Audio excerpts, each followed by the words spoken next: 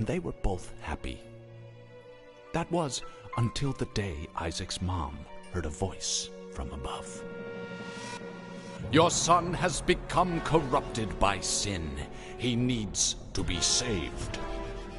"I will do my best to save him, my lord," Isaac's mother replied, rushing into Isaac's room, removing all that was evil from his life. Again the voice called to her. "Isaac's soul is still corrupt. He needs to be cut off from all that is evil in this world and confess his sins." "I will follow your instructions, Lord. I have faith in thee," Isaac's mother replied, as she locked Isaac in his room, away from the evils of the world. One last time, Isaac's mom heard the voice of God calling to her. "You've done as I've asked, but I still question your devotion to me. To prove your faith, I will ask one more thing of you." "Yes, Lord, anything," Isaac's mother begged. "To prove your love and devotion, I require a sacrifice. Your son Isaac will be this sacrifice. Go into his room and end his life as an offering to me to prove you love me above all else." "Yes, Lord," she replied, grabbing a butcher's knife from the kitchen. Isaac, watching through a crack in his door, trembled in fear. Scrambling around his room to find a hiding place, he noticed a trapdoor to the basement hidden under his rug. Without hesitation, he flung open the hatch, just as his mother burst through his door and threw himself down into the unknown depths below.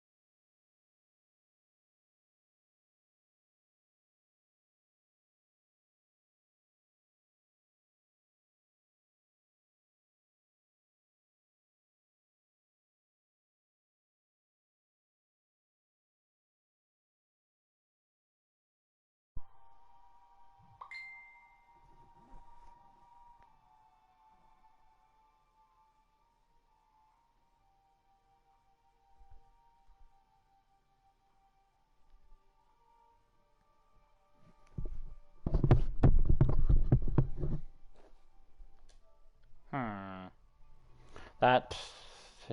Okay, I don't know why I did that. Shouldn't have done that. I literally bought this today. Dumb. Okay, so what was the last thing you heard?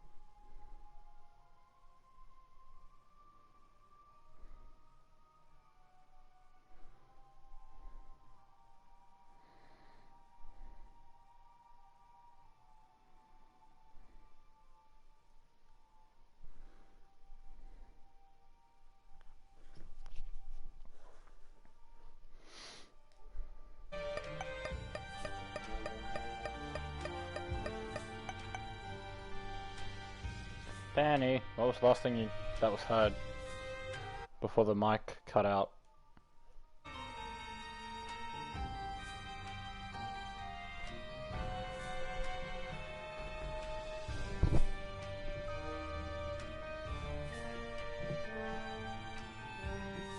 What was the last thing that you heard? Here. Right here. Fuck it, I'm just gonna go...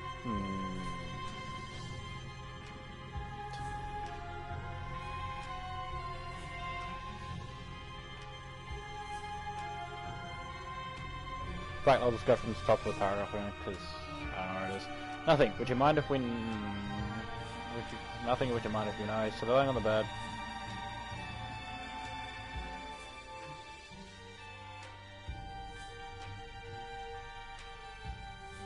Did you hear that though he was warm enough that he didn't need the blanket?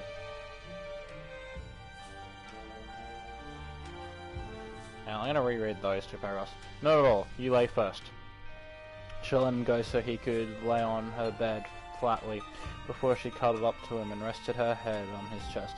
Her arm wrapped around his slender waist while her leg intertwined with his. It wasn't exactly how they remembered doing it, but they had grown and dawned mature features and it felt natural to cuddle like lovers. They always were thinking, but had never admitted, not even to themselves. These taboo thoughts wouldn't leave Weiss alone. But they were gone for a moment when she felt his arms wrap up around her to pull her close and tightly. She sighed, and how warm he had felt. They didn't even need a blanket.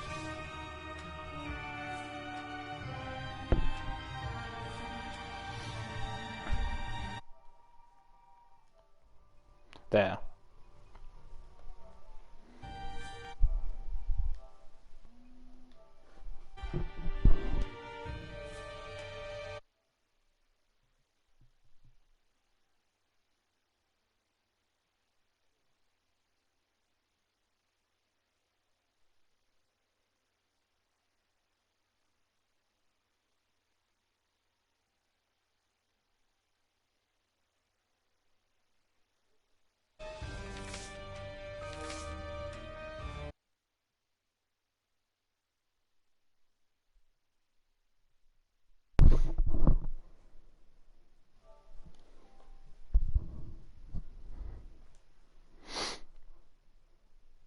They held each other in comfort, just enjoying the sensation of feeling so close with no troubles, no family appearances, no formality, and no father.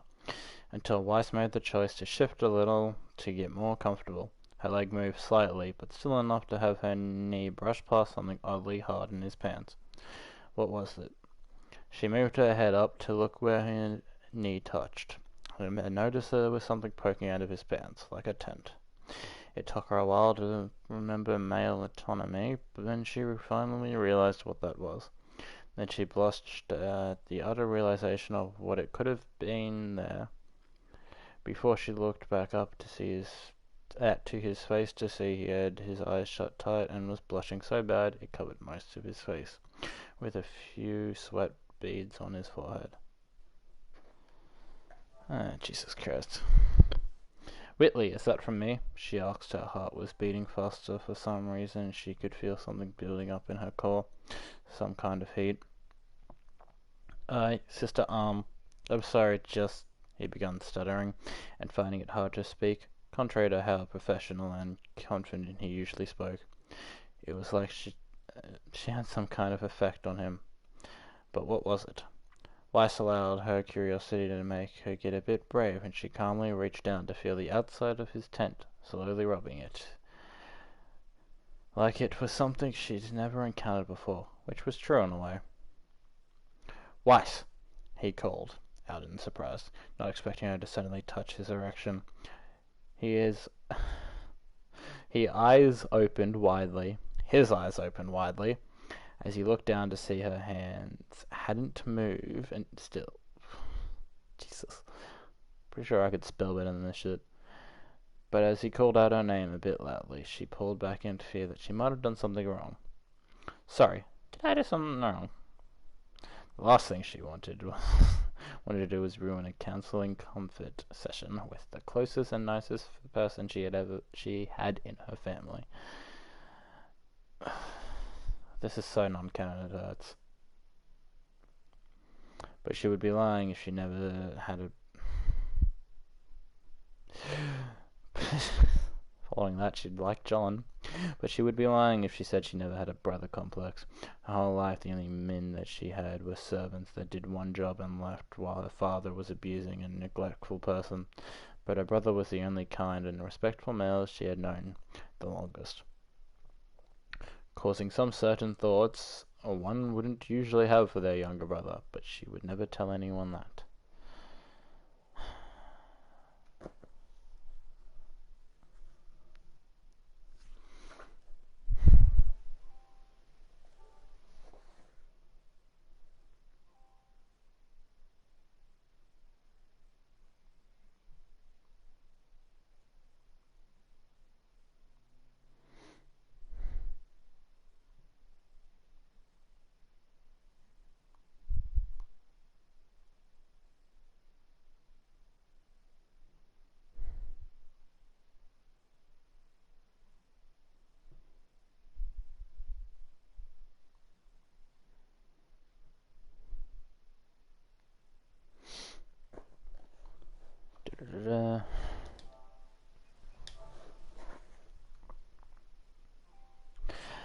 No. It felt good, he admitted, truthfully telling how well it felt to be touched by her. It didn't last much, but still caused a spark within him. Can I continue, then? She was still curious on Harry's reactions and what exactly he had to offer underneath his clothing. Yes, please. He wanted this to happen just as much as she did. He also couldn't deny if he had some kind of complex for his older sister as well. His older sister is what is written here. This was some kind of forbidden taboo he fantasized about in his secret, with his family being so posh and clean. Fucking Europeans are full of inbred. It enabled his mind to have their own dark thoughts nobody in his high class would approve of. I wouldn't be so sure about that. Okay. She looked back down at his boner, and could have sworn it got bigger. Regardless, she reached down again to get a good feel, and slowly moved her hand along the length. And then grabbed the outline of his dick and stroked up and down, getting many pleased groans and sounds from him. She didn't even know what was happening, but she could feel her own core getting hotter and noticeable. She moved her legs again and was surprised to feel in between there was some wetness that had built up without her knowledge. Some drips went down her thigh and she stroked him faster. Soon Whitley couldn't handle how tight his pants felt and just... Why am I laughing? Soon Whitley couldn't handle how tight his pants felt, and just how close yet so far they were from anything sexual happening. So with his hands still on her hips, he grabbed her and flipped her on her back with him on top. She gave a shocky up for a sudden move. From the sudden move. He too was surprised at what he did, but couldn't think twice with his primal instincts controlling him. Before any of them could get a word in, he brought his face dangerously close to their nose. Fuck, I lost where I was because I looked at the TV. Ow. Controlling him. Before any of them could get a word in, he'd brought his face dangerously close to her nose. The noses were touching while gazing deeply into their eyes. Whitley reached down to his pants and started unbuttoning them. She gasped when she heard and looked down to see his pants coming off and his boxers already shown. Whitley, what are you doing? Fuck's sake. Can't read this, seriously. Whitley, what are you doing? Fuck's sake. Keep saying it in like the manliest voice I can. It's like the most fucking female character in this show. And they fuck.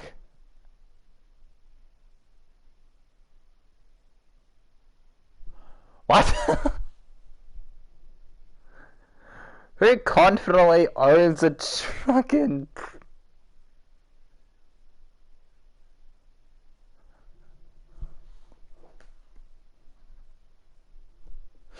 Why is your YouTube name Ruby Incest?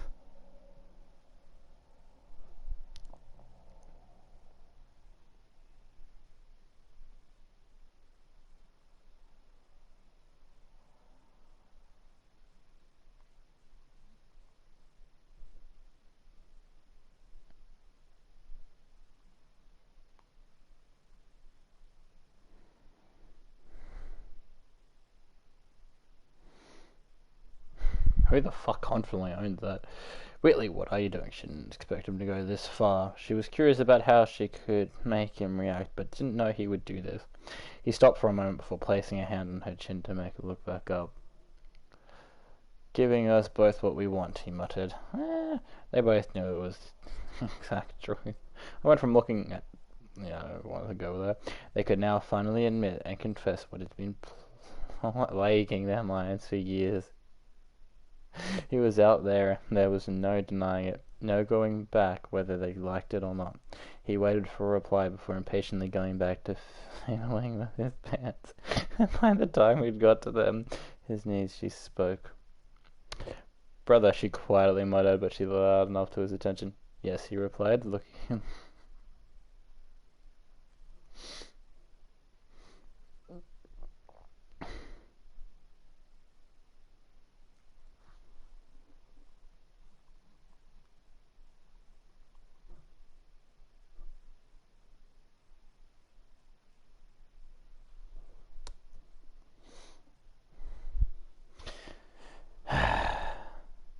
Brother, she quietly muttered, but still loud enough to get his attention. Yes, he replied, looking back at her beautiful face he's adored for all her life.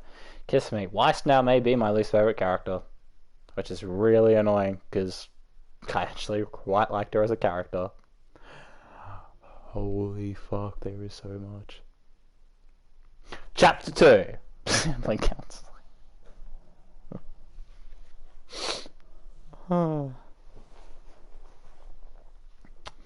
Kiss me, she said hoarsely. Oscar is laughing. I'm laughing and I'm fucking reading this shit.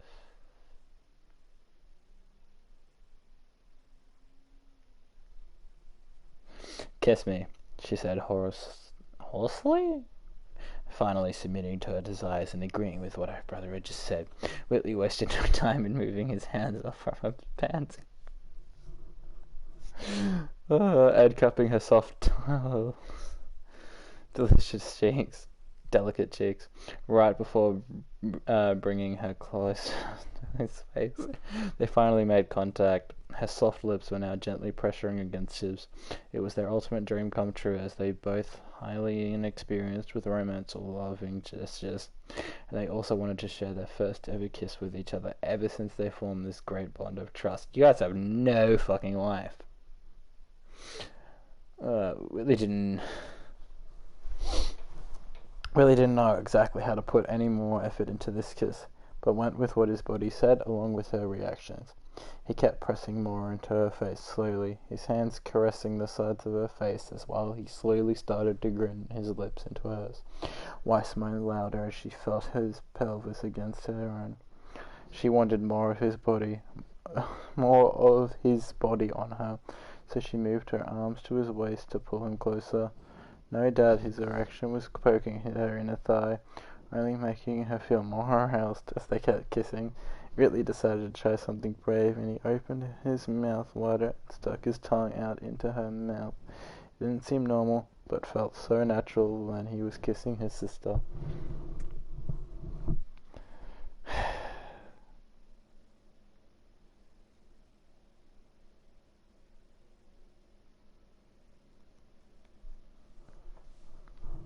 Weiss could detect his tongue prouding out and gazing her teeth. She was confused why she felt it, but still decided to open her mouth as well, giving her younger brother access to her mouth. To Whitley it was a strange sensation. The taste of her tongue was different than hers. Sultry lips with a hint of candy-flavoured lip gloss. Of course she wears candy-flavoured lip gloss. His tongue curiously explored the inside of his mouth, playing with her arm, and then touching the roof of her mouth. Weiss couldn't hold back her own oaths. She moaned and breathed so hard one could hear if they pressed near her on her bedroom door. But as the need for oxygen naturally came, their poor lungs begged they separate, but not before Whitley's hands were feeling her perky breasts from the outside of her dress. Whitley? She moaned out from pleasure and okay, that's not how I should have read that.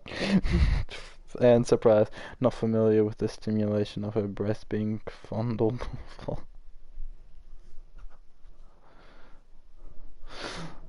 don't see why you read this shit. Yes, he replied, with fear if he did something wrong. It took Weiss a moment to regain her composure as she breathed heavily. She could still feel the wetness between her legs and her brother's member poking her thighs as she shifted on the bed. Her hands moved from his waist to his face to cup his warm cheeks just as he did to her, a smile both forming on their faces. They stayed for a moment just staring romantically into their eyes, accepting they could ignore the fact of how wrong or taboo this might be. They felt love and wanted more.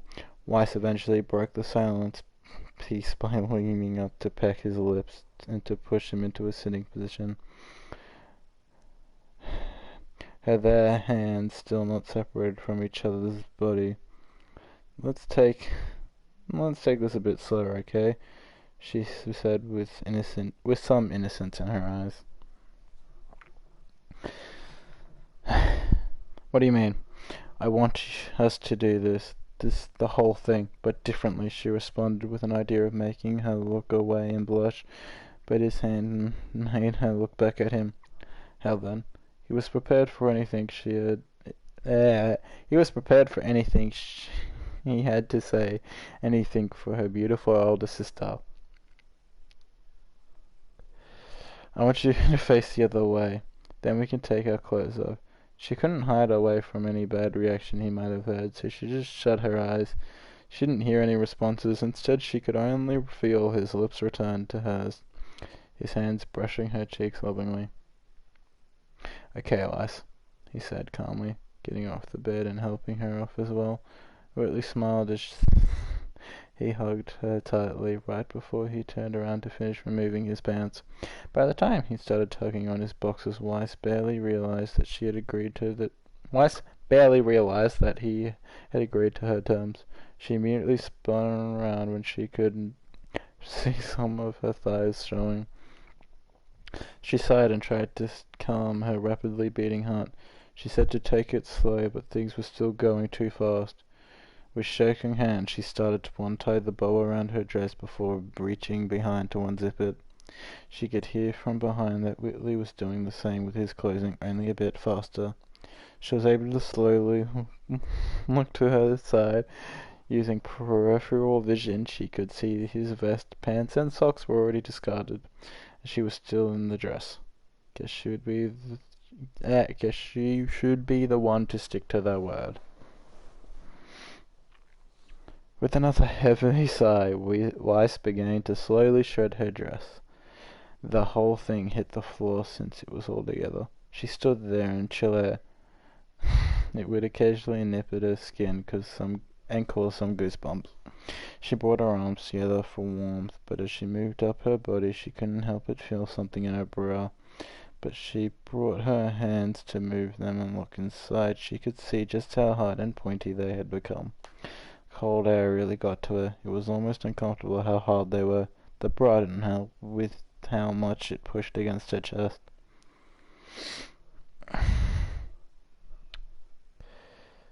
Incest is Fuck's sake. Sister, Whitley said, all his clothes remained except his boxers. He wanted them to be looking at each other for the big reveal. Just bam. This is my dick. That's nothing impressive, because you're a fucking 14-year-old. Maybe. I don't know. Let's just turn around, okay? She muttered, embarrassed. Then she was too shy even for the only person she ever wanted to do this with. As words escaped her lips, they both began to slowly rotate and begin to face each other. Their bodies were now in full view of the two siblings. Every detail unique mark about them were on display. Both could only look at each other's faces before their eyes shuffled down. Whitley observed the scar on her eye for a moment, relishing such a detail he was always interested in. Some might consider it blemish to hide, but I only saw it as a mysterious story that just had her one of a kind. And then he looked down her neck and collarbone. Something about how defined her upper body was made his mouth water. He could imagine just sucking on her neck all day if he wanted. What? Then lower to her perky and developing breasts, barely a B cup, but still everything he imagined them to be. Then finally he met to her in between her legs.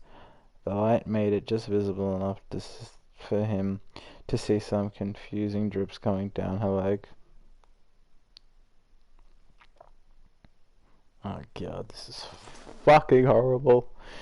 Wow, he said under his breath, but still loud enough for her to hear. He must have been really impressed. She looked back down after observing his body, awkwardly grabbing her arms as blush reappeared. He wasn't exactly a manly stud, but that didn't bother her in any way. He had a fairly toned torso and slender body overall. The only thing sticking out was his thighs. The only thing sticking out was his penis. The thing was huge. Bullshit. She may not know what average is considered to be, but he highly excelled at bullshit. They slowly wailed back to each other. Walled back to each other to embrace, her arms around his neck and his around her waist for another make-out session. They were a lot more brave and confident this time, able to be in control and just enjoy the pleasure of each other's mouths. And he pulled her closer. She couldn't help but budge away a bit. He took notice, and she pulled back from him to ox with his eyes. She only looked back down between their bodies and muttered, "You're poking me." How close am I? Oh, for fuck's sake.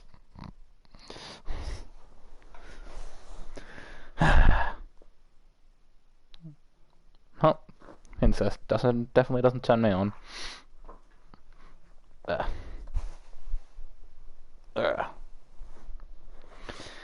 He didn't exactly have a response. He only noticed it until she pointed it out. He moved back as well to give them some space before just grabbing her hands and leading her back to the bed. He placed her on top of his body again while they furiously made out, lust and primal desire finally coming over the two. Passion and romance was put on the shelf for a moment as they fondled each other like mad individuals, frisking themselves for something of interest. I will what? You will. What am I willing? What?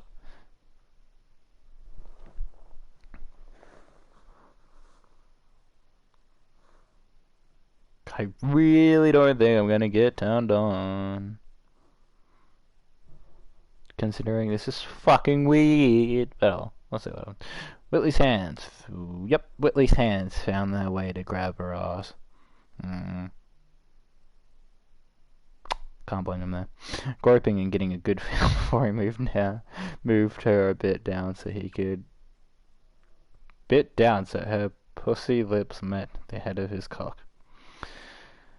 This caused her to shiver every time he attempted to enter her, as she could only blush by her interest but not penetrate. Soon they both got impatient and Whitley just reached down to grab his dick and push himself fully inside. Oh yeah, that's what you do to a virgin. He groaned at just how wet and tight his sister felt. Weiss moaned in return just as loudly. Years of training and exercise caused him to wear everywhere over the years, but she was still as tight as she ever could be. She could feel just how deep her brother thrust into her virgin pussy, making them both gasp at the first time.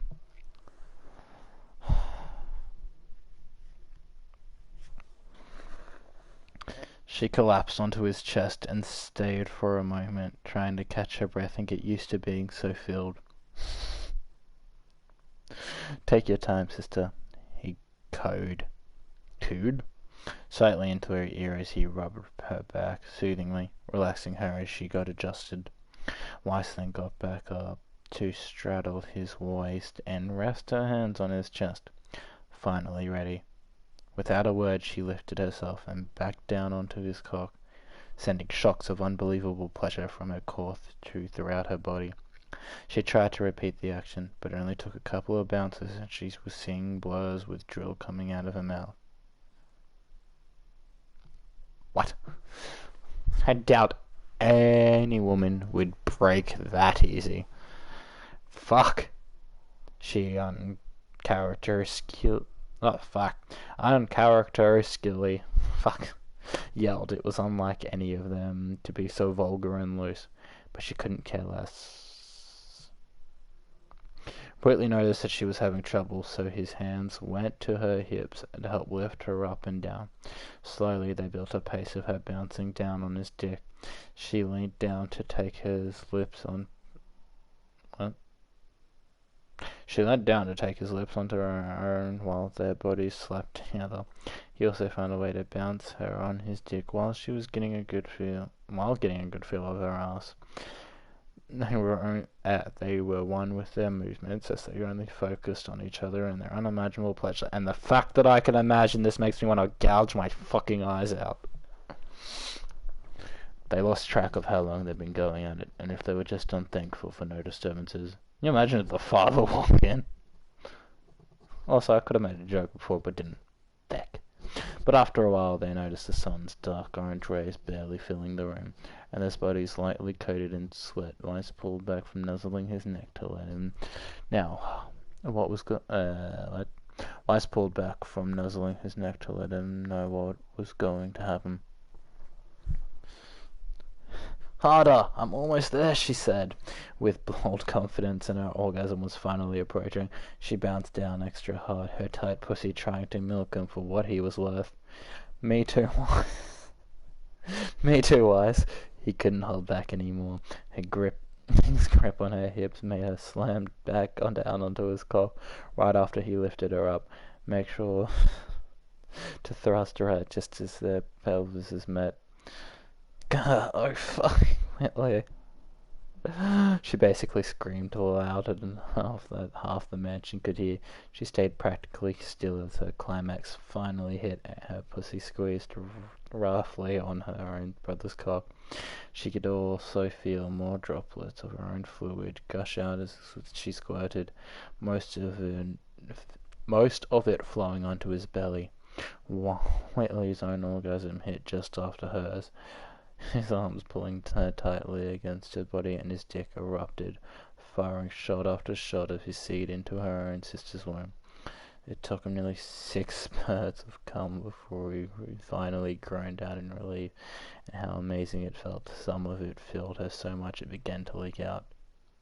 They simply stayed, resting in euphoric bliss in the aftermath of what just happened, committing incest, breaking social and familial norms, giving into desires at such a young age. All these horrendous thoughts of the future flooded their minds before they pulled back and looked at each other, instantly making them go away. He smiled as she returned it. He pulled her close for a genuine and passionate kiss. It didn't last long before they both flipped on each other's side and laid with each other. Whitley pulled up her blanket to cover them as they embraced each other with smiles on their faces. He gave her a quick peck on the forehead before they dozed off to slumber. Whatever came their way, they would face it together.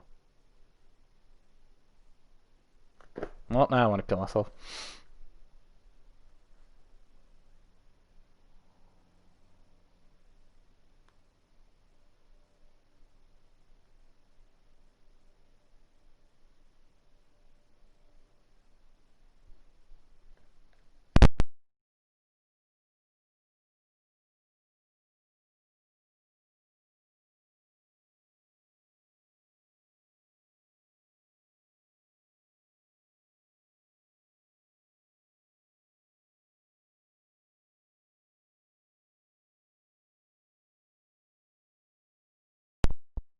One down, for better or for worse.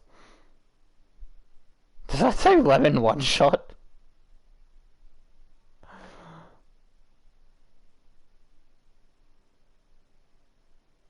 Also, this is chapter 15.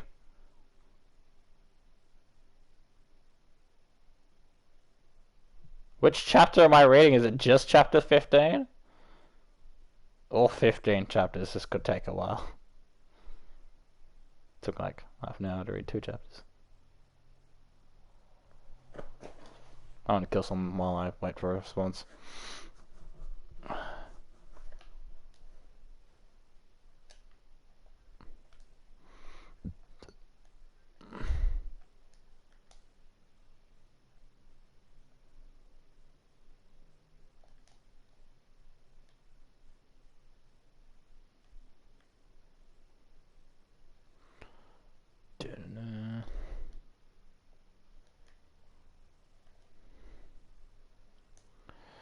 That was horrible. And now you want another.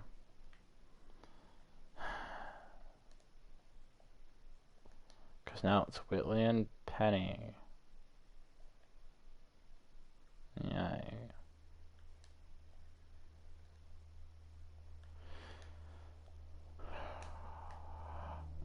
I fucking hate Whitley as a character. Same with Oscar. They literally are my 2 favorite characters.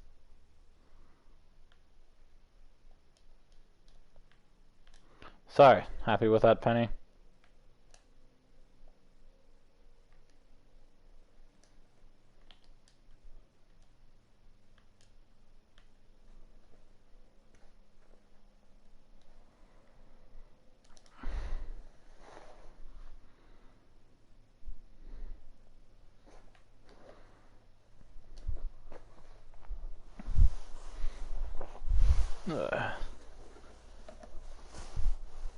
Just wait, gotta do something on a fucking get on my phone now.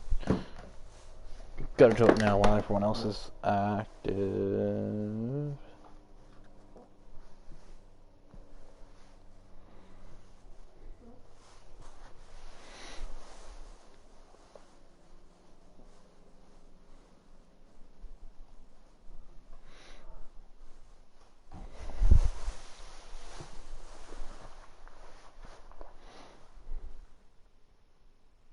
Ah, well, fuck. Never mind. I thought I lost it. My key would have been okay with that.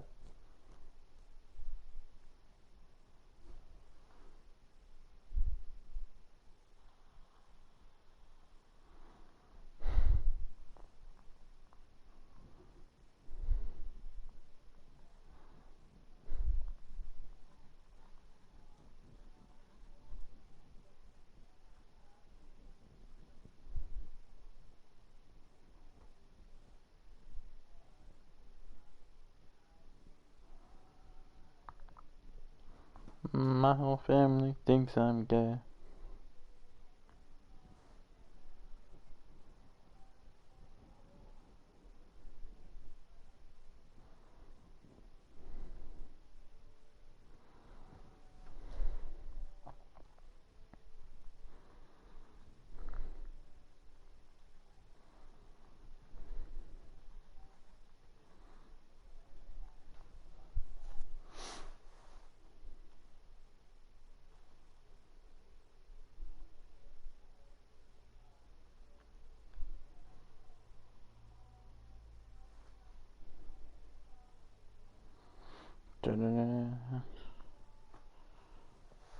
Will you fucking move, please?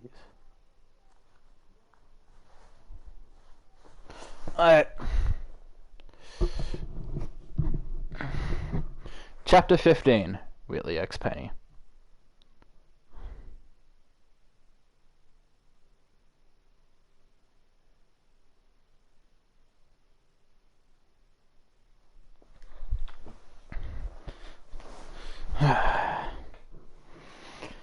Chapter 13. Whitley X Penny. Wait, what? Is it chapter 15 or 13? Now I feel fucking lied to. Chapter 13. Whitley X Penny. Broken Machines. Very funny. Fucking kill yourself. Whitley Schnee, current heir to the massive Schnee Dust Company, all but threw the door to his bedroom open, an angry frown on his face. His white and blue shirt was drenched in wine. His snow-white hair looked genuinely purple from the sticky liquid that had encompassed him. The 14-and-a-half-year-old slammed his door shut and began stomping towards his bedroom. Nice to see how much my dear sister has matured. Whitley thought to himself, practically snarling like a beast, when she suddenly found wine slapped onto his body, and he excused himself from the conversation he was having with his second older sister. Weiss, as he made his way up the stairs into his room, that when he saw them, stuttering, the people, his sisters, including his older sister, Winter, had shown up. They were standing there, smiling and laughing. Now, there are a lot of words and terms that had been used to describe Whitley in a negative light, including annoying, persistent, relentless, and even condescending, but there was one negative term that could never be used to describe Whitley, and that was stupid. Yeah, but he's a cunt, so, yeah. It only took Whitley a few moments to realize what it was that had actually happened. That little stunt was done by Weiss and her friends. Probably had some stupid little prank that he's sure Weiss thought was so funny. I don't know why I even bother, Whitley thought to himself. A less than explosive frown on his face as he turned on the shower. He shut his eyes before sighing and disrobing,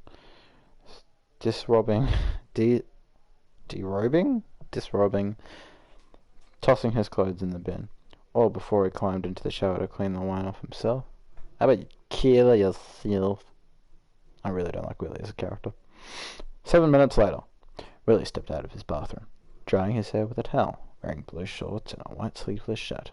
The white-haired boy angrily tossed his towel into the bin, before moving to sit on his bed. Before laying back on his bed, holding his hands over his face, in a rare moment of defiance, for lack of a better word. Rep to the second person watching. Whitley truly didn't care what his father would say. He was in no mood to go back down to his father's celebration party for winning a seat on the Atletian Council. He didn't understand why his sister and her friends were bothering him so much, so they pulled them stupid prank on him. So what? It's not like that it was the worst thing she's done. Well, I can't fucking bother. How long is this? Okay, that's decently. Oh fuck, I was do. Whitley sat up. His crystal blue eyes narrowed as he... Oh, does he really have blue eyes? I don't remember. He glared at his bedroom floor. Despite his best efforts to keep himself calm and kept it down. Keep it down, fuck. He could feel the anger slowly but surely beginning to come out. He began breathing heavily through his nose, and his hands clenched his fist around his body's blanket. He let out a loud groan, burying his head into his hands despite his best and usually successful efforts to keep himself calm. His temper was beginning to steadily increase. Lysa abandoned him. She just left him to go to Beacon.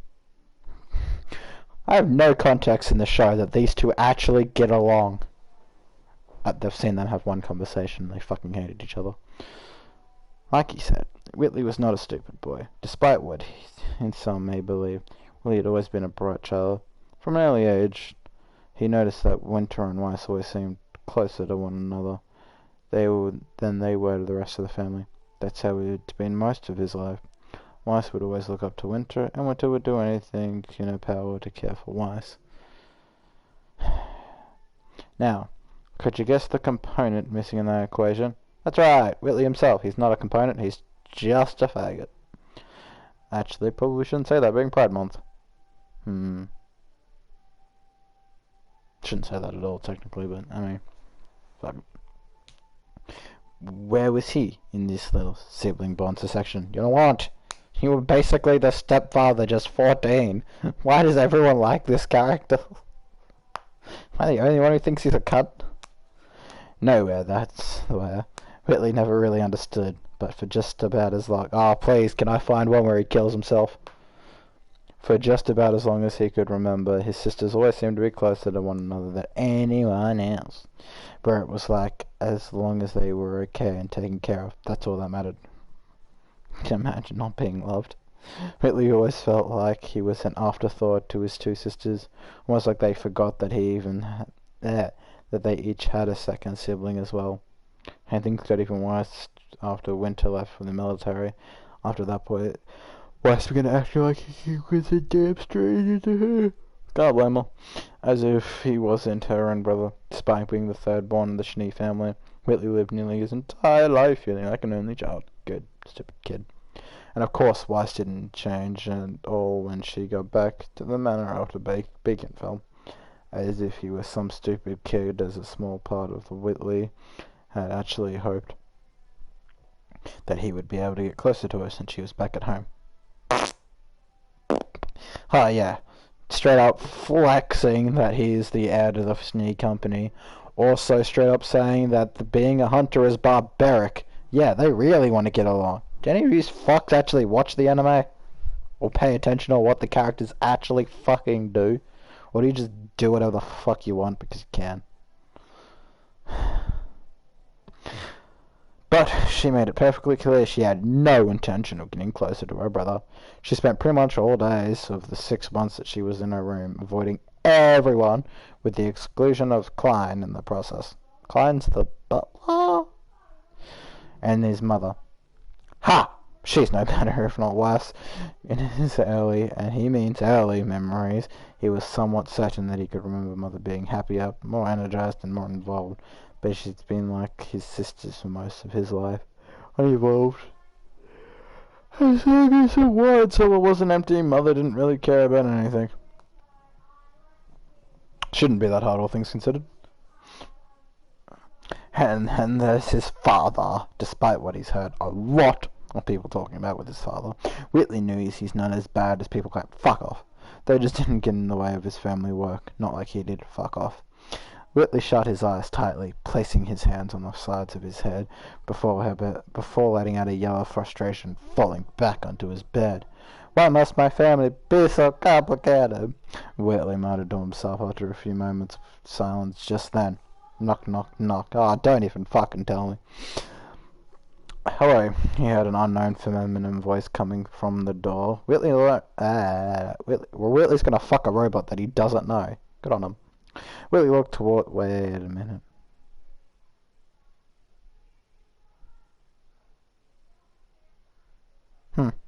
Whitley looked towards the door, a confused frown on his face as he heard the knocking at the door. Is everything okay in there? Now, under normal circumstances, Whitley would have asked who was at the door when he would hear an unknown voice at the door. But now, he was too tired, he was too exhausted to really care at the moment. The Schnee stood up from his bed, walked to the door, and swung open the door with a cry of, "What?" Standing in the doorway was probably the last person he expected it to be. It was Ironwood's robot. You don't even know, huh? It was Penny, not even going to try and say her last name. He believed her name was. She wasn't a huge focus. She wasn't a huge focus for the Schnee Dust Company. So, Jacques was the dad, I take it? Now that being given this context, never insisted that his son learn much about her. She looked pretty young, possibly not even as old as his middle sister. She had fair skin, freckles on her cheek, near waist-length orange hair, and bright green eyes. Hi, Penny waved shyly, a small, slightly embarrassed smile on her face. What do you want? Whitley asked, as annoyed from his face. The android girl couldn't help her but flinch at Whitley's tone. It's me. Surprise! It's me! The android girl couldn't help but flinch at Whitley's tone, placing her hands in front of her as her eyes went to the ground. Truth be told, Whitley almost felt a small degree of satisfaction as the fact that a simple sentence from her could stumble a person so powerful. She's a fucking robot with no friends, you cunt!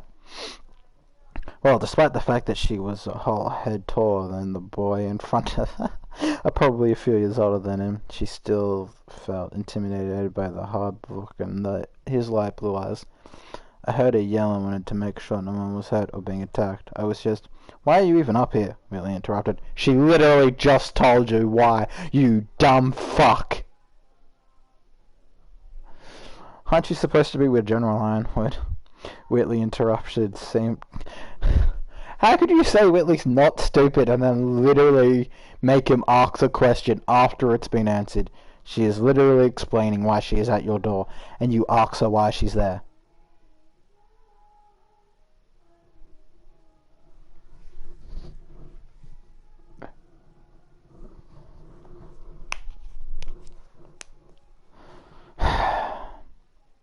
Shoot him, please.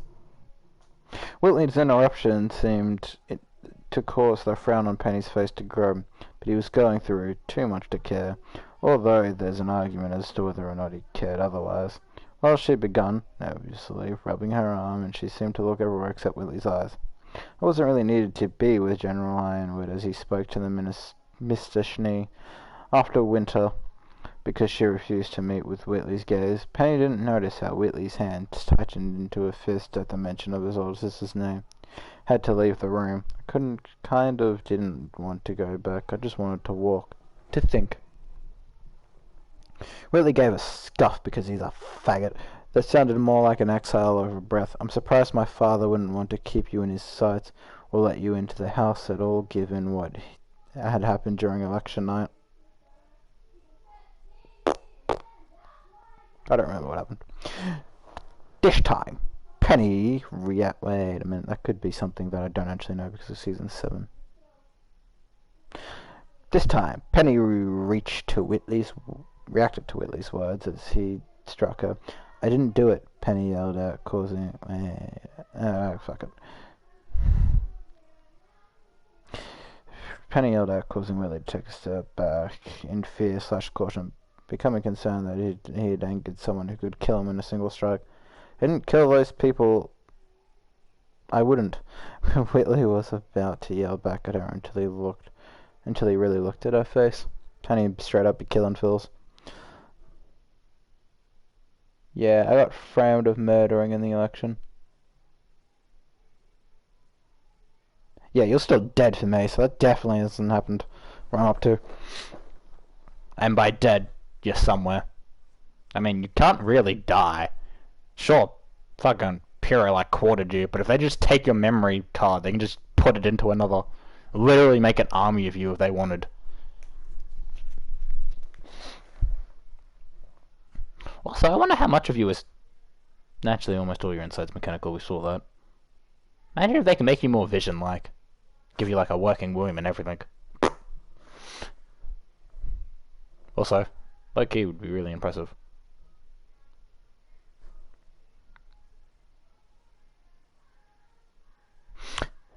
I need to go to the bathroom, because I don't think I'm going to hold on to this piss by the time I finish this fucking chapter. Jesus Christ. Why is this so long?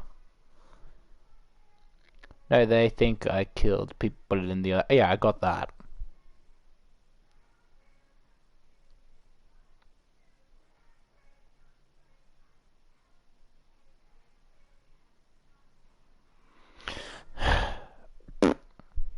Alright, I'll be back in a second.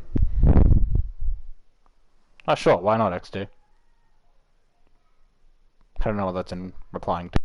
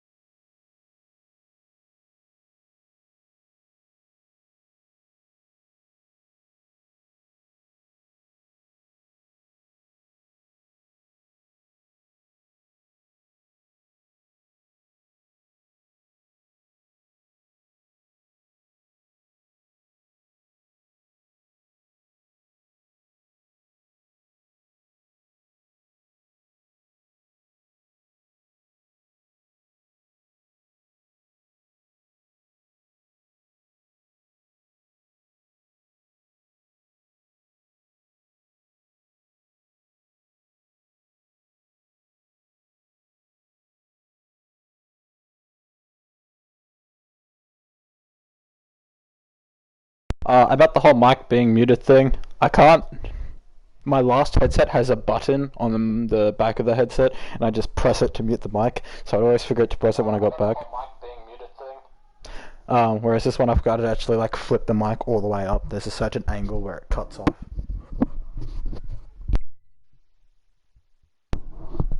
So yeah. I shouldn't forget to unmute it as much. No promises.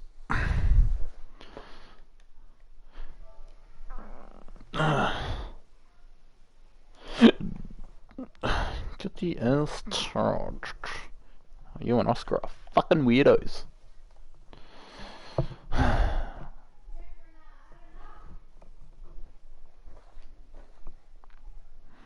Be hella interesting meeting you two one day in real life. But then again, for that to happen, I'd have to fly to America. Wait. Whitley was about to yell back at her until he really looked at her face. Now he's heard a fair amount about Penny, the robot servant. Is she really a servant? I guess, but I wouldn't say servant of General James Ironwood, although it wasn't anything major, since she was never considered a major focus for Chuckles, so he wasn't very major for Whitley to learn. Whitley was aware of a bit of information about her, including that she was considered the daughter of Dr. Pietro, and she was Pietro Polendina, and then she was named the Guardian of Mantle by Ironwood and others. Bro, never. In the rare instance, he heard her be brought up by his father, or any of Jacqueline's friends. She was always regarded as a simple minion of Ironwood, a cold robot without a heart or a real soul. But truth be told, he was more than a little confused by her now. The sadness on his face was perfectly tingeable, and thought that he could actually see tears in her green eyes, which were now a little rather dull. And despite his best attempts, how the fuck did they end up fucking? And despite his best attempts, he could himself begin to feel for her. Almost actually feel bad about what he has said. Good, you stupid cunt. Then, who did? Whitley couldn't help but find himself asking for the reason he couldn't precisely understand why at this moment. Penny flinched again. I can't say. That's classified, she spoke, although she didn't seem to like that tact. Keep reading, you'll see. Yeah, it's all just bullshit. I'm not convinced that you'd be able to accurately do this, RRL. Also, why the fuck would you want to fuck a robot? I don't even want to think about the fact whether or not Penny's actually got a vagina, or where the robotics end and where the skin starts.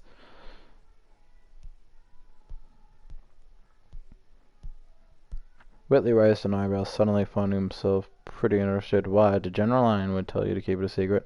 Her silence spoke volumes. So you must be framed for murder, yet have a way to prove your innocence, and yet the General won't let you? Is that it? Despite the fact she wanted to deny Whitley's claim, she'd be lying if she said there was no truth in his claim. And what, you're alright with that? Whitley found himself asking. The General's allowing you to be framed for murders for over a dozen people, and you've got practically everyone in Atlas and Mantle calling for your head, and you don't see an issue with that? That should be right. What are they going to do? Kill her? Just make another one. Penny swallowed before finally turning her head up and looked in Whitley's eyes. I trust in General Ironwood's judgment. He has his reasons for wanting to keep things secret for now, and I trust him. Oh yeah, like Ozpin. Whitley scoffed, getting Penny to stare at him in confusion. That's stupid, he commented as he walked back into his room. Fuck you! Not seeing as Penny's eyes widened in a bit of surprise. Why would you allow yourself to take a blame for something that's not your fault? It's... The android shook her head before looking towards Whitley with slightly more concerned stare. It's for the best right now. Why? Because General said so? Whitley said sarcastically. With a raised eyebrow. I trust his judgment, Penny replied. I'm sure you do, Whitley muttered as he walked back further into his room, taking a seat on his bed and placing his head in his hands. Having heard Whitley's last sentence, Penny tilted her head in confusion before she frowned a bit, seeing the depressed, exhausted state of Whitehead boy, and she took a few steps forward and considered absent-mindedly closing the door in the process. Are you okay? I'm great, the young boy replied sarcastically before pointing to the behind in the android. Thanks for the talk. There's the door. She just closed it. Lol. The frown on Penny's face increased before she took another step forward. I do not wish to leave. You seem distressed, and I don't wish to leave you alone like this. Why do you care? Whitley shot back, a sharp tone in his voice. I'ma smack him. Penny paused and asked, at least you're going to be a sarcastic little prick. Make it funny. Penny paused and actually thought for a moment, I do care because that's who I am. I am a protector and I wish to ensure that I can help people. Mantle and Atlas. Penny ended her sentence with a bright smile that her father would always see her worth more than all the Lin in the world. I forgot Lin is their currency. That is such bullshit, Penny was so caught off guard by Whitley's response that she actually took 2 steps back. Whitley was now glaring at her narrowed eyes, looking downright livid, and truth be told, it was starting to scare Penny. What? Don't even try to feed me that nonsense. No one just does things because they want to help someone or because they care. They just do it because they want something, and anyone who says otherwise is either lying or just plain stupid.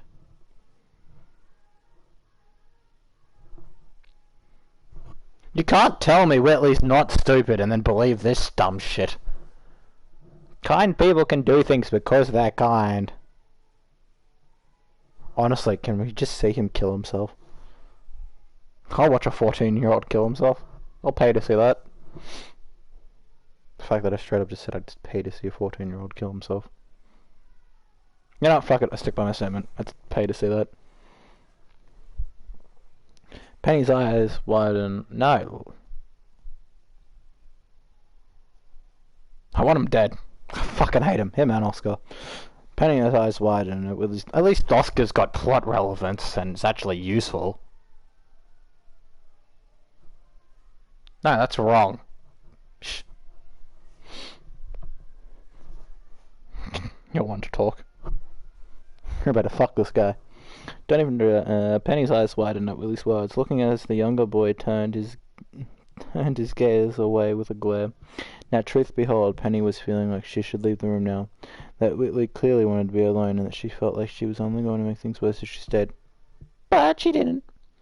Tilting her head a bit, Penny, after a moment of despite debate and hesitation, took a step forward. Why do you think that?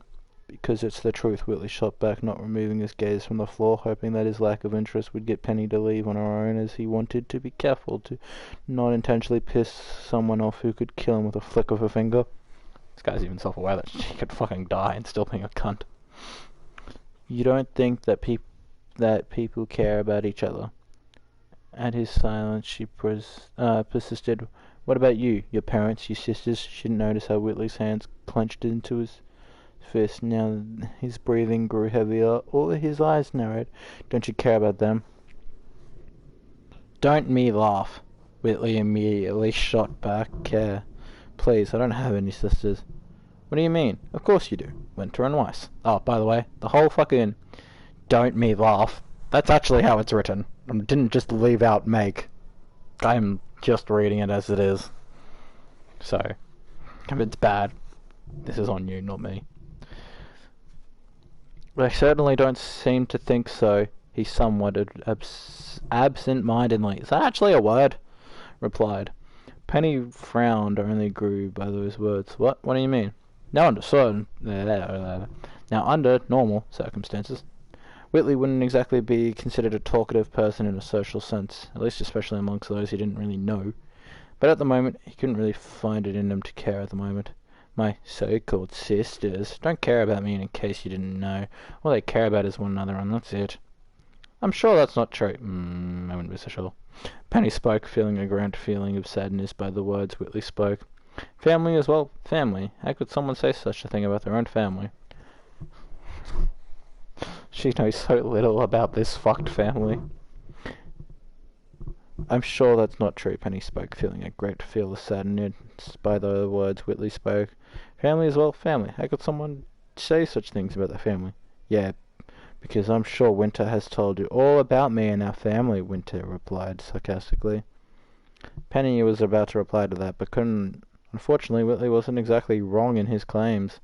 Even going through all of her memories, even those set before her father awakened her, Penny couldn't recall a single time when Winter actually mentioned Whitley in a conversation. Good, he's a little fucking turd.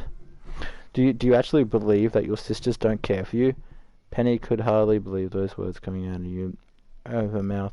The sheer concept of what she was saying just sounded so foreign. No, Whitley answered, his face softening. Penny let out a sigh of relief before a bright smile appeared on his face, only for it to fall at Whitley's next words.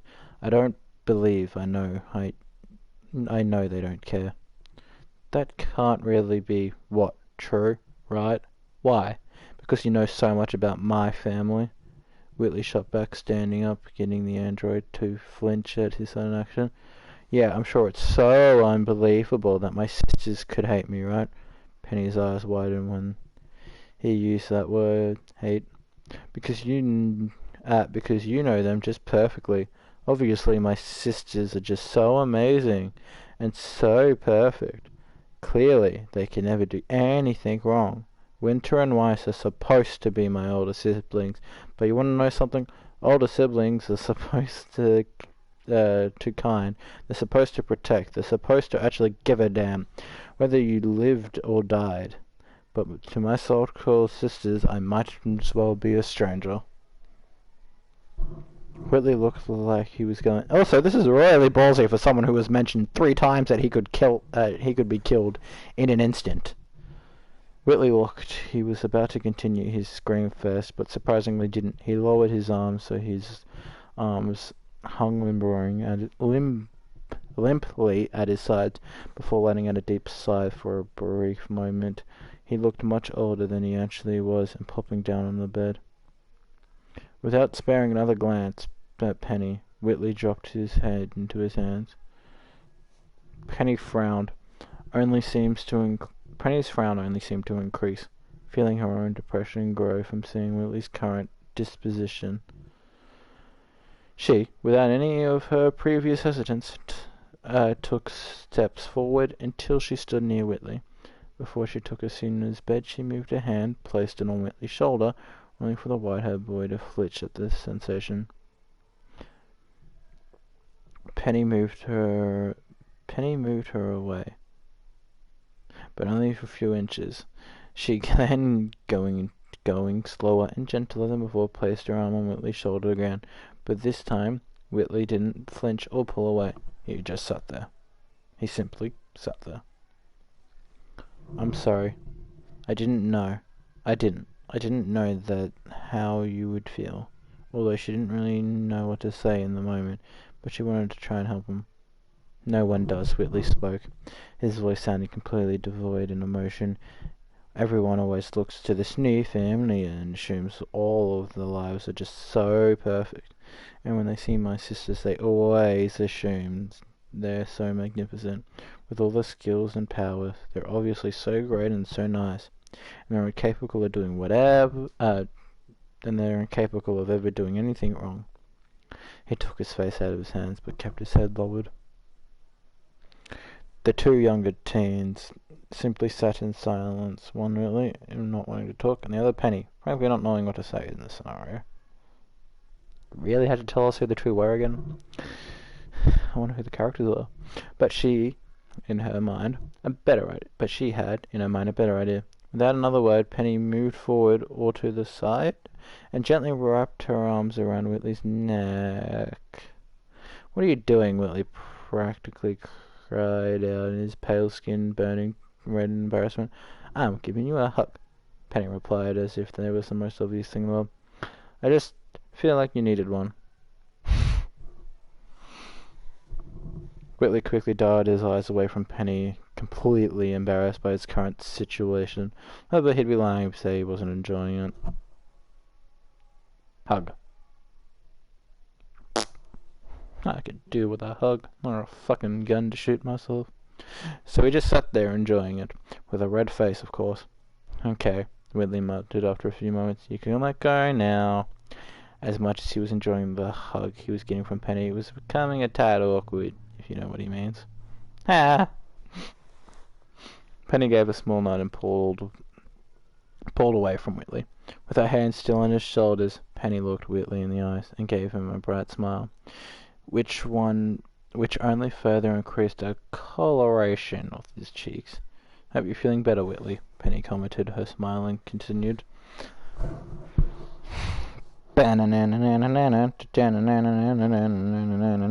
Yeah, Whitley muttered, before standing up and turning away, not wanting Penny to see his red face. Thanks for coming by, but you really should get back downstairs. I'm sure General Anne would, or one of my sisters, and their friends are probably looking for you. Pfft, you'd hear Ruby if she was. Penny's smiles fell a bit. I believe it's okay. She reached into her pocket, pulling out her scroll. Haven't gotten any messages or call from General Ironwood, Winter, or even Ruby.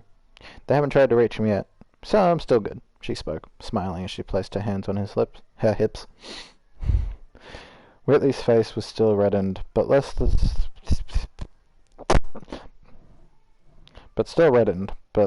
than before. He closed his eyes and let a small sigh, before walking towards his dresser. Right, he muttered, before opening one of the dresser drawers and pulling out a bottle. Penny's eyes narrowed as she focused onto the bottle Whitley had been pulling out before gasping loudly. Is that alcohol? Whitley raised an eyebrow at Penny in his mind. Overreaction. Yes, despite how much time Mother spends drinking in the garden, she won't miss a single bottle. But the legal age of drinking is 21, in brackets 2, and you're not 21, in brackets 2. Drinking that would be illegal. Whitley rolled his eyes. So was Weiss and her friends breaking into Atlas, but they're not imprisoned for it. Penny once again gasped. How did you know that? Whitley turned back to face Penny and surprisingly smirked. I do now. Penny tilted her head in confusion before her eyes widened and quickly covered her mouth with both hands. After a moment, you guessed? Not necessarily, Whitley spoke as he shut his dresser. After Father took away Weiss, Sarah's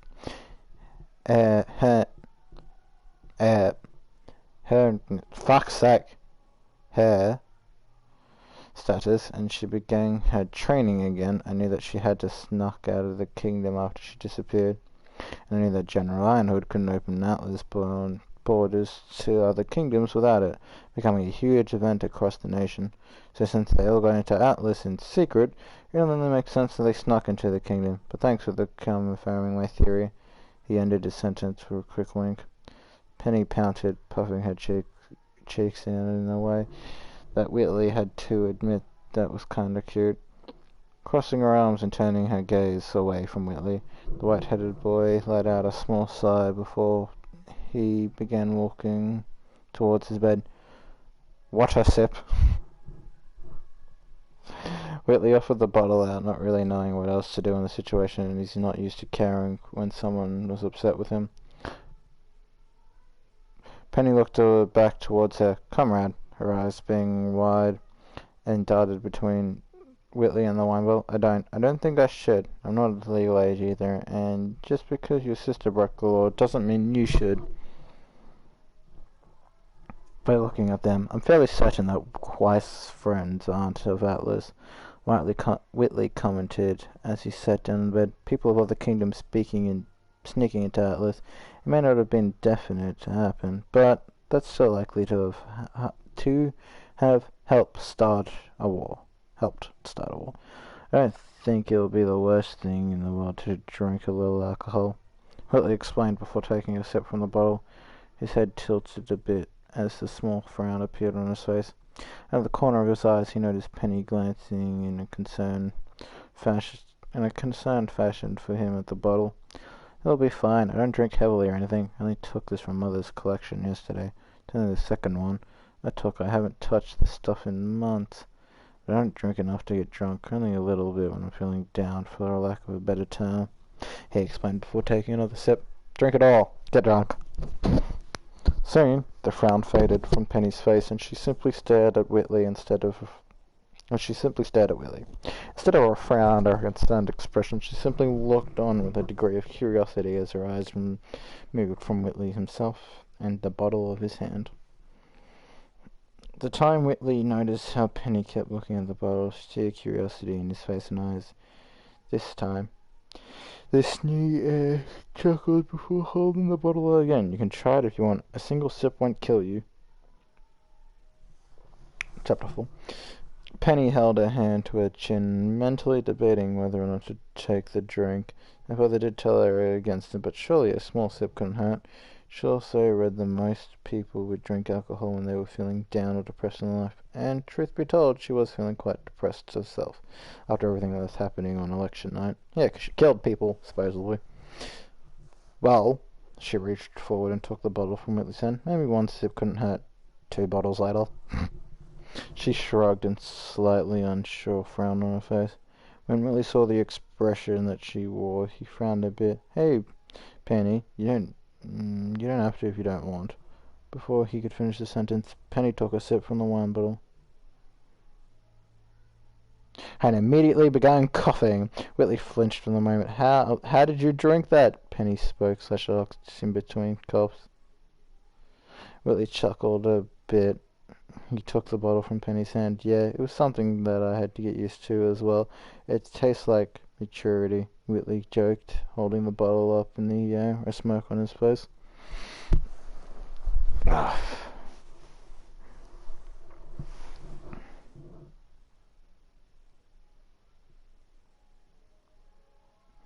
Maturity tastes like burning, Penny responded, a frown on her face.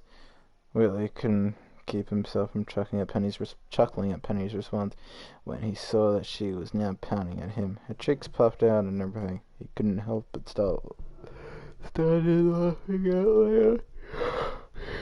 He has a nice laugh. Penny couldn't help but to think with a smile, watching on Whitley take another sip from the bottle. A few minutes later. I'm a goofy goober. If you don't know what that song is from, I'm going to stop reading. Both Whitley and Penny were sitting on the floor in front of his bed, laughing their asses off. The wine bottle that Whitley had taken from his mother rested a few inches away from the two teens. About 2/3 of its content had been drunk by both Schnee and the female android. It's Android 18. Really? Penny exclaimed, barely able to stop laughing just enough to ask a question. We caused a dust explosion in the house. Yeah, you should have seen the one she did. Should have seen the one Ruby did. SpongeBob movie, well, yeah, good. Wait, so you know that, but you don't know what a fucking period is? How did you not know that? I don't understand how you are so unknowledgeable of your period and all that shit, but want to have a kid. Just saying. Absolutely, Whitley was able to keep to himself, calm if only so slightly, because obviously he already knew the story in question.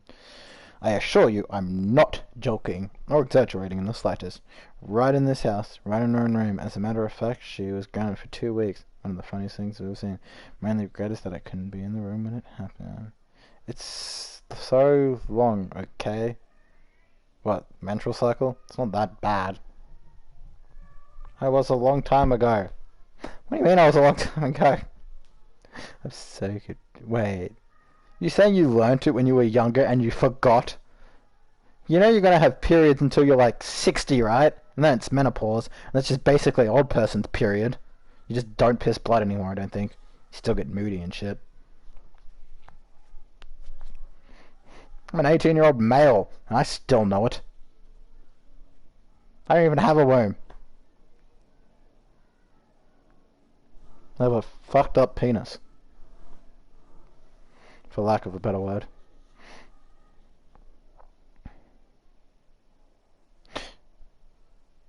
Despite her best efforts to keep it down or to stop in general, Penny, simply put, could not. The artificial girl was laughing out loud, her head moving to lay itself. Oh, I thought you were talking about the oh, no. SpongeBob was fucking beautiful. I haven't seen it in yonks, though, either. I was listening to this song, though, last night, because there's got a guitar solo, like, halfway through the song, and it's mint. I'm a guitar player. I play acoustic, so electric guitar is just something I enjoy.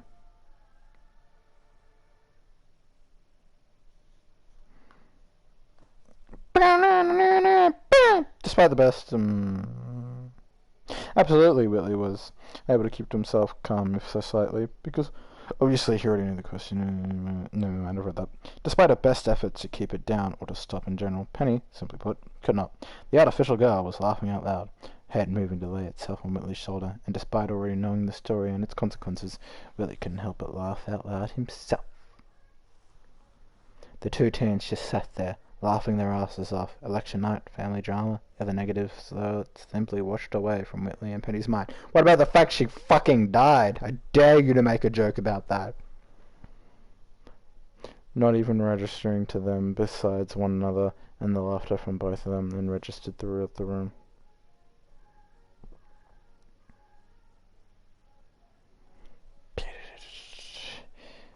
After nearly 2 full minutes of laughter, the two teens were finally beginning to calm down, now breathing heavily, their throats being a little sore. Once they had mostly gotten themselves under control, they smiled remained on their faces. They turned to face one another, their faces really starting to hurt from smiling and laughing. And they stared at one another. However, the smiles on their face dropped in favor of frowns as bright green met light blue. Dot, dot, dot, dot, dot, dot, dot, dot, dot, dot, dot, dot, dot, dot. Truth be told, neither one of them, to this day, couldn't remember which one of them moved first, which one of them initiated, and they could all they could recall was how they felt the other's lips on their own. Fuck this shit. I literally just threw my phone. You know that $600 to $800 thing that I have? Yeah, eat it. They both felt shocked by what was currently happening. That feeling... remember Ripley from Alien movie? That's my joke. Remember Whitley from Alien movie? Yeah, that's my joke. Whitley, Ripley, close to his name, right? Oh, for fuck's sake! They both felt shocked, blah blah blah blah blah blah blah blah. They both felt shocked by what was happening, but the feeling went away almost immediately to make way for an intense feeling of sheer pleasure. Fictional characters can get laid better than I can. Penny's hands slowly snaked their way up Whitley's chest, taking a hold of the front of his shirt. Gripping slowly, she could literally kill him in a grab. Whitley's arms moved to wrap around Penny's waist, his tongue dragging itself across Penny's sealed lips. After a moment, Penny granted Whitley access, allowing his tongue to enter his mouth. So the only thing Whitley ever fucks is either his family or a robot. Congratulations, kid. You fucking nonce. Or a simp, whichever way you want to look at it. No, he's not really a simp. Fuck it, he's a simp. He's a simp and he can deal with it. After a moment, Penny granted Whitley access, allowing his tongue to enter her mouth. What is it with everyone in tongues and mouths?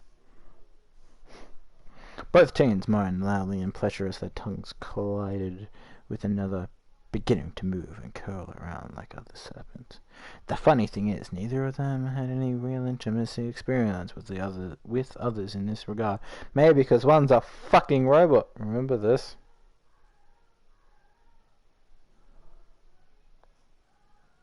I will take any excuse to stop reading this garbage.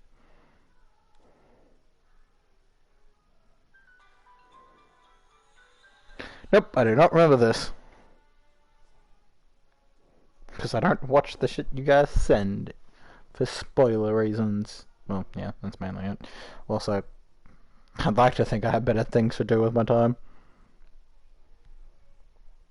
Both teens moaned loudly in pleasure as their tongues collided with another, beginning to move and curl around like serpents. The funny thing is, neither of them have intimacy experience, but in a way that would make it better.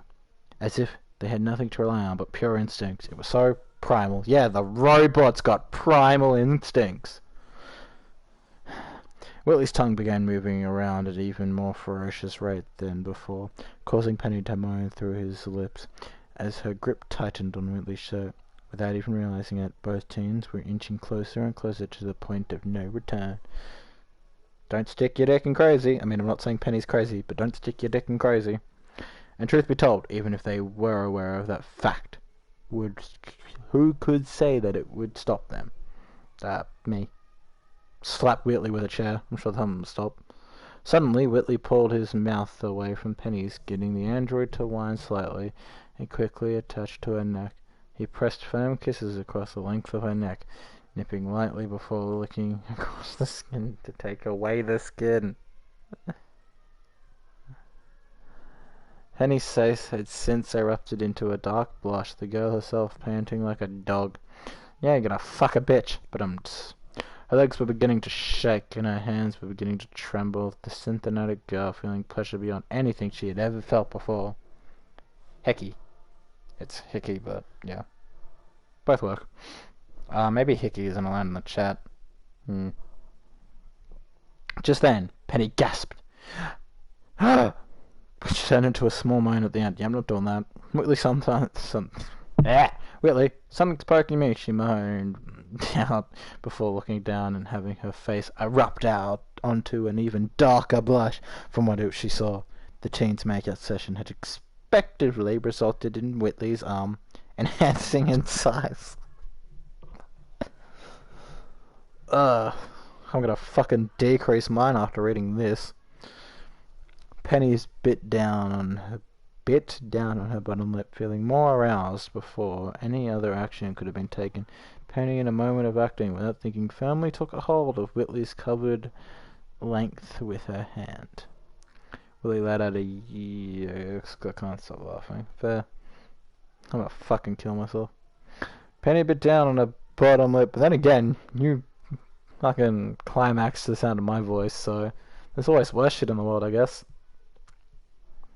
You can weigh out what's worse. Penny bit down on her bottom lip, wanting to know what this is like because she's a fucking robot and doesn't know apparently. Whitley let out a yelp of surprise, clearly not expecting for Penny to do that, if his dark red face was any indication. The two teamed, after a moment, seemingly to come to grips with what had just happened, then locked eyes. If there was a fucking dollar for every fucking comma, I wouldn't be needing to do this.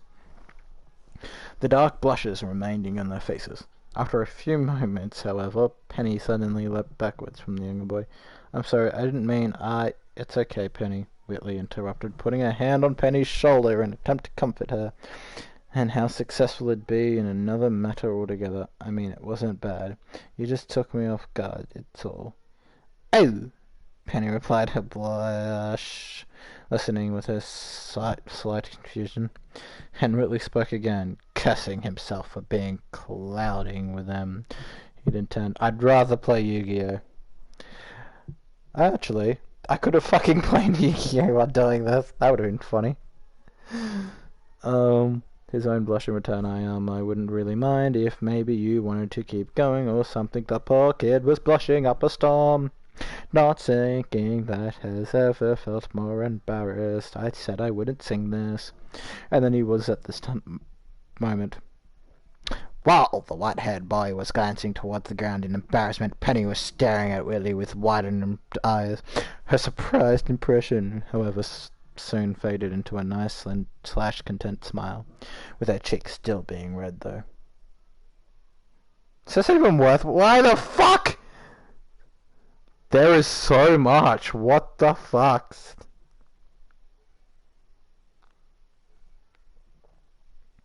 Oh, that's where I'm up to. The reason for a smile, you may... Wait, how much is there left to read? I want a neck.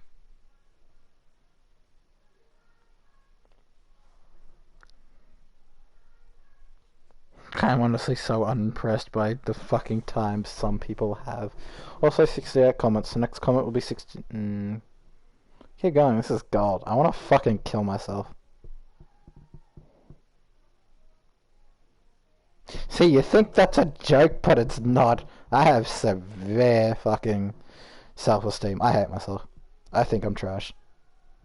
That's why I do this. So...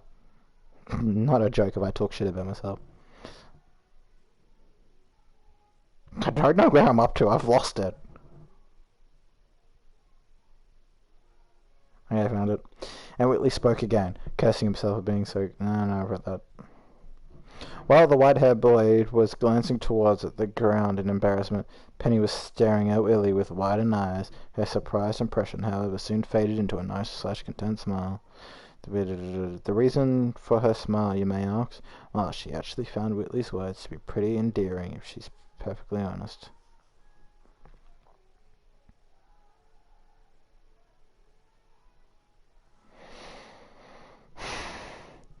After she came back, after the night at Beacon fell, she found herself, her true self, suddenly being known by everyone in Atlas and Mantle after spending God knows how long being kept with her heritage a secret. It was an adjustment with everyone in the nation now being aware of the truth. Yeah, you all live with a fucking robot.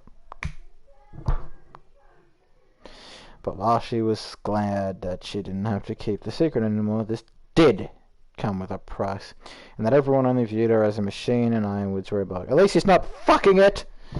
No one besides only a handful of people really thought of her as an actual person, just as something. Well, luckily you got Ruby. What else do you need? But Whitley, Penny wasn't stupid either. For the record, Penny is drunk. For the record, I hate myself. Whitley's eyes remained on the ground in his... Never mind. But Petley, fuck.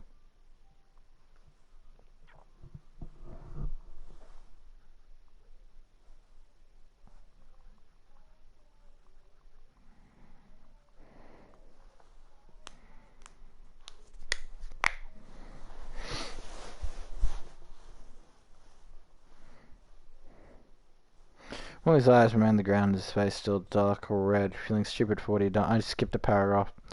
But Whitley's Penny wasn't stupid either. If she and Whitley continued, she'd know full well where it could go lead, where it likely lead, and maybe it is the alcohol messing with her head, or the fact that Whitley is just showing her how attractive he found her. Not even thinking of her being a machine, but Penny found herself actually liking the idea of where it could go. She could...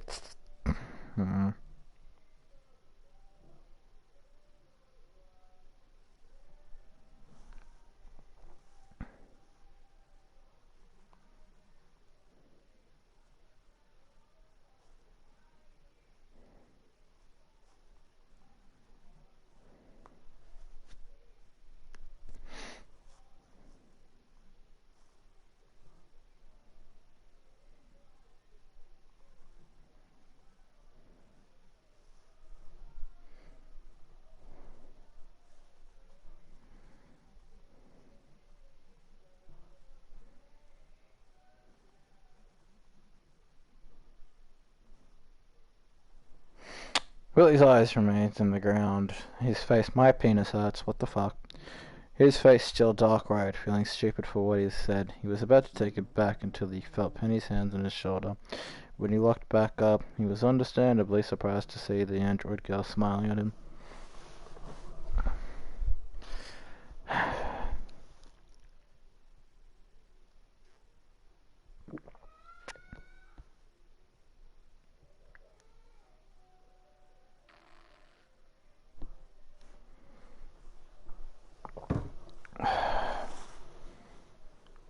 And before he could comment, Penny gently pushed Whitley back until she was forced to sit on his bed. Without even wasting a moment, Penny took her seat on the white-haired boy's lap.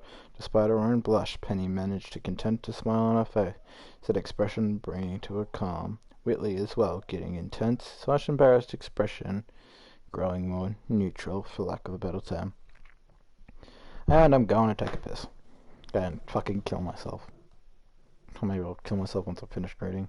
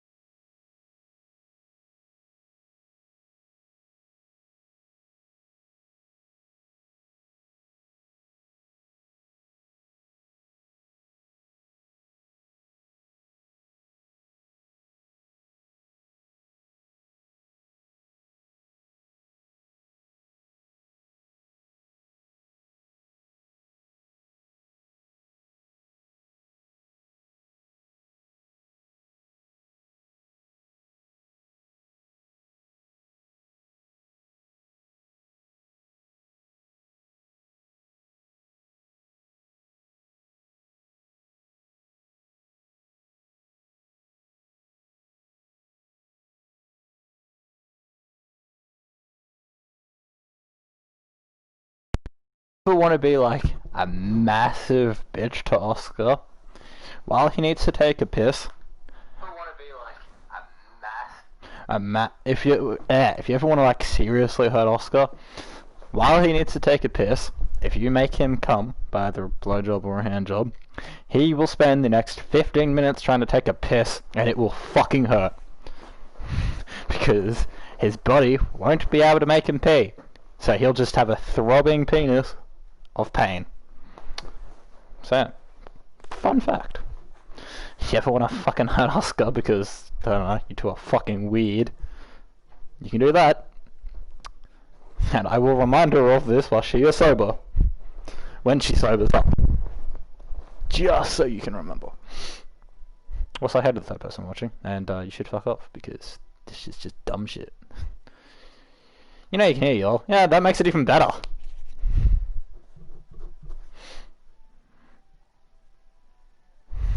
Oh, I should buy Batman while I'm here. Not Oscar.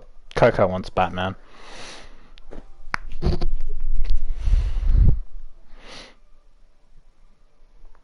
It fucking hurts a lot. So, yeah, if you ever wanna... I might be a bitch because you can. You should do that to Oscar one day. Don't believe me? Do it. And see how much you like it. I use that term very loosely. Ooh, the DLC for Spider-Man's only $15. I'd replay that game just to play the DLC. I have Dark Souls. I don't have Devil May Cry 5.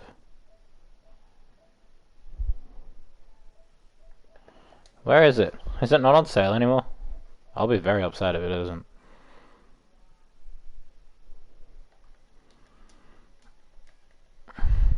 No, it is on sale. Cool. Return to Arkham. I just wasn't looking in the right place. That's pretty funny, Penny. It's normally $69. Well, yep, now it's $20. I can get the Arkham Collection, which gives me all three, but I've already got Arkham Knight. I have my card.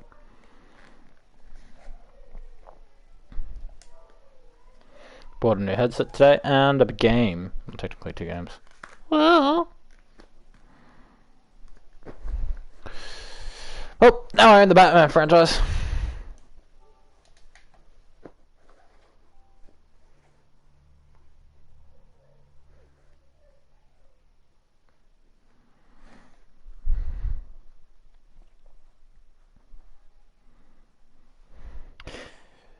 The previously silent room was filled to the brim with the moans of the 2 young teens, neither of them holding anything back as their tongues wrestled one another, being much more ferocious than last time. Penny let out a hybrid of a whine and a squeak, and she felt Whitley, hardened length pressed dangerously close to her core, which was already beginning to moisten from their contact. Whitley, feeling a bit bolder from the make-out session, moved his hands down until he roughly squeezed Penny's rather large ass. The action having completely taken her off guard, Penny pulled out from Whitley as she let out a moan, and her face flushed even more than before. This, however, didn't deter Whitley one bit. If anything, it only succeeded in turning him on even more when Penny tilted her head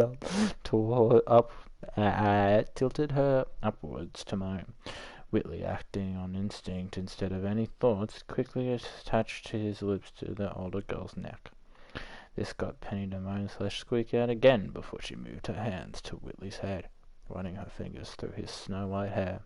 Whitley placed gentle kisses across Penny's neck before he suddenly bit down upon her neck.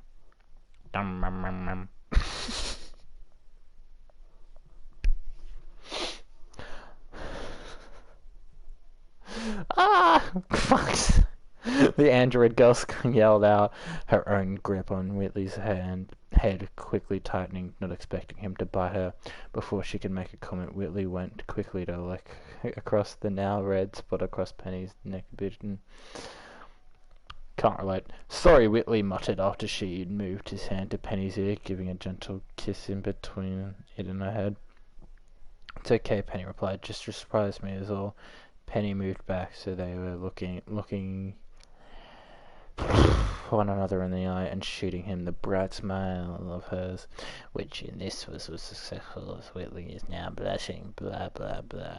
Whitley, through his blush, chuckled a bit, before his hands moved up, until they rested on the straps of her shoulders. May I? Whitley asked. He's nothing if not a gentleman. Simp! Mentally barrating himself with a stutter. Penny, however, found Whitley's manner to be quite endearing, to be honest. What a kind of a smile, she replied. Of course, with a moment's hesitation, Whitley lifted the straps of Penny's shoulder and lowered them down, revealing Penny's ginormous endowments throughout. Her breasts were definitely nice. Whitley's perfectly preferred her bottom. Couldn't have said her ass, concealed by a pure white brow. Why did I roll the R? Whitley calmed a bit, being a bit more unprepared for seeing Penny's admittedly still covered breasts. Why are my headphones falling off my face? Then he could feel... English, who needs it? That he would originally thought, and seeing Whitley looking so mesmerised by her bodies. I agree, ass is sort of better than boobs. Yeah, it's nicer to hold. No one's watching, someone I can stop. And seeing Whitley looking so mesmerised by her body, even though she wasn't fully naked yet, well, that did wonders for Penny's own self-confidence. With greater ease than she would have expected, Penny reached behind her back and unclipped her bra, tossing it to the bedroom floor. And it says no one's watching, so I'm going to stop reading until Penny confirms otherwise.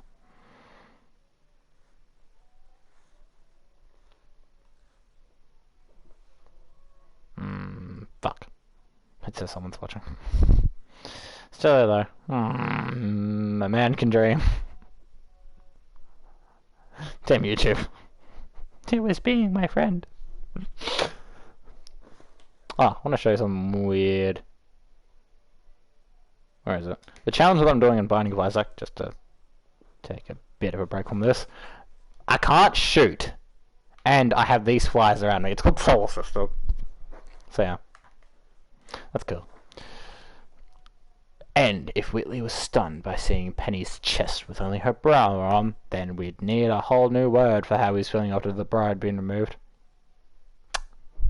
Pretty sure I don't need to come up with a new word. I got the perfect song for this.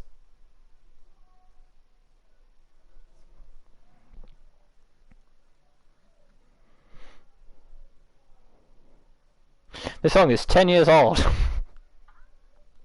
I'm going to put it into the group so you two can see what it is.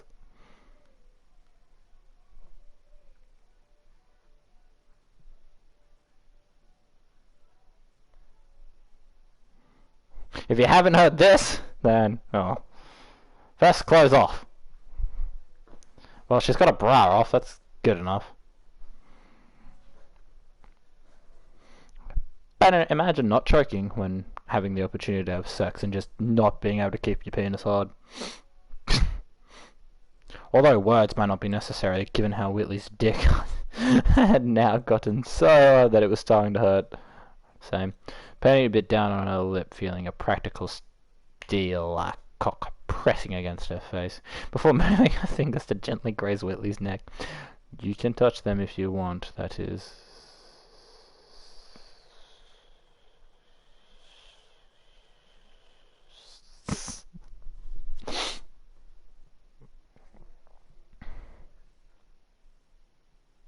Stuttering a bit at the end of the light pink face, Whitley responded with a gulp before he began slowly dragging his hands up the length of Penny's body, a ghost-like sensation sending shivers running down her spine. When he reached her chest, he just held his hands there in the air. After a moment of hesitation, Whitley suddenly seized the two flesh orbs in his hand. Penny let a loud moan slip through her hands, but truth be told, Whitley didn't notice this particular fact. Beast, but in fact. Now he was too occupied with how unbelievably soft her mountains felt between his fingers, like it felt almost enough to make him think he was dreaming. Boobs do wonder. By the gods above, above!" Whitley exclaimed. You know, those two that it comes. Within his mind, his face blushing a deep red from his actions. Truth be told, this was not a situation he expected to find himself in anytime soon. Maybe because he's underage!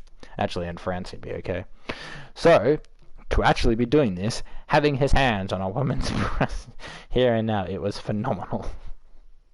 Penny was panting like a dog. She's a bitch. Her face completely red as she held tightly onto Whitley's shoulder. The sheer sensation of having another hand on her breast was extraordinary. She never really thought about it, trying to pursue sex. Now? Kinky. How? She was wondering. She never did until tonight. I know what blushing is. Fuck off, Google. I wonder if Coco's that other person watching, or if it's Dart and Zane and they just can't talk because they've hid their channels. Whitley kneaded Penny's breasts in his hands like he was shaping dough, simply marveling on how soft they felt. And as he did this action, one of his thumbs brushed against one of Penny's nipples, getting the android girl to suddenly squeal in Whitley's lap. Yeah. Wait, I got a perfect squeal for this. Probably is.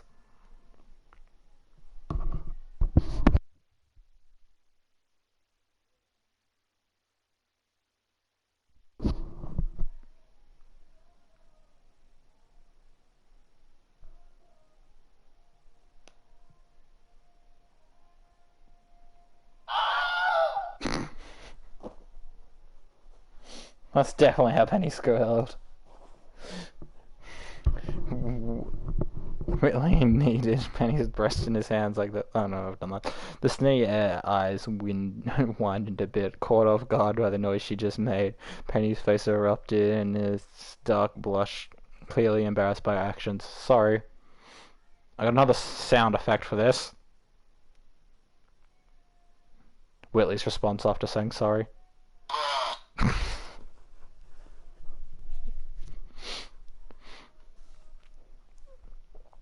Don't be, Whitley replied, moving his hands downward. Did you make me scream like that? Definitely. Because I remember how you screamed from the sound of my voice. Also, what does Oscar think of that? Don't be, Whitley replied, moving his hands downward to caress Penny's side. I think it was pretty cute, to be honest, Whitley admitted, enjoying how the poor girl's face seemed to only get redder. Only a moment of rest, Whitley's hands behind the track. Back up Penny's body once again, ghosting fingertips sending shivers down Penny's spine. He gently wrapped his hands around Penny's orbs before flicking his thumbs against both of Penny's nipples.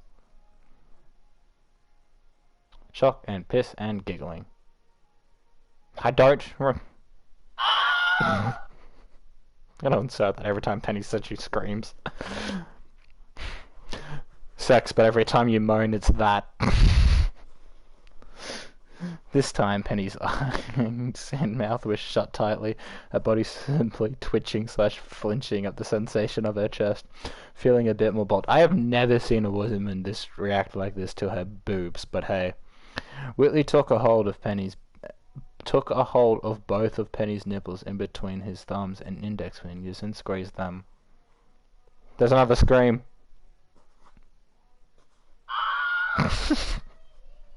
Well, that was certainly Kane's reaction, Whitley thought to himself in amusement as Penny leaned against Whitley. The white-haired boy moved forward and began placing gentle kisses across Penny's neck, making good balance as he began massaging and squeezing her breasts and nipples a little rougher fashion than before. Penny was by this point nothing short of blushing mess when she was leaning her head against Whitley, content to shut her eyes and remain motionless, leaving her body as essentially Whitley's to play with. Wow. Her eyes, however, suddenly shot open as she felt Whitley's hands suddenly dip his way into her underwear. Oh la la. I got another thing for this.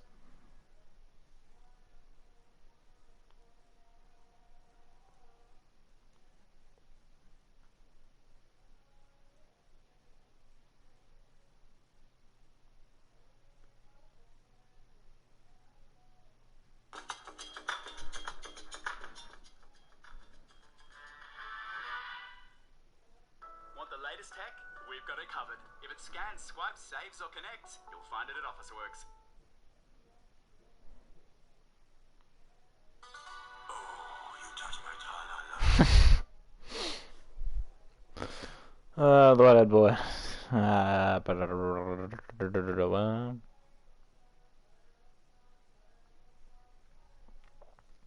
While Penny let out a moan,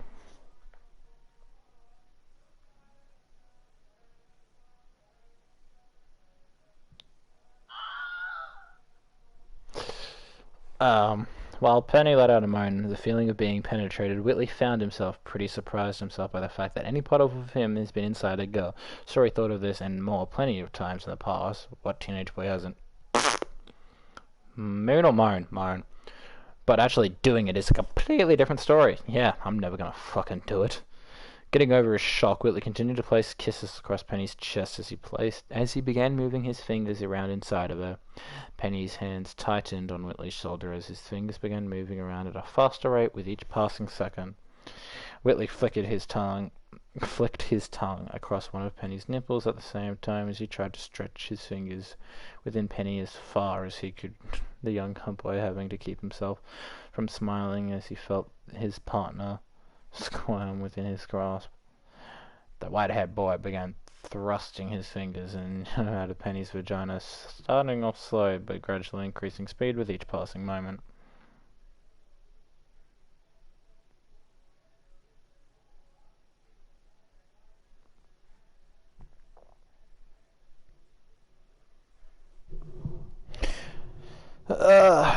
What do you do when you're mentally depressed? I read disturbing fanfic for 2 hours. Being the first time the white-haired boy, his fingers in and out of Penny's vagina, starting off slow but gradually increasing speed.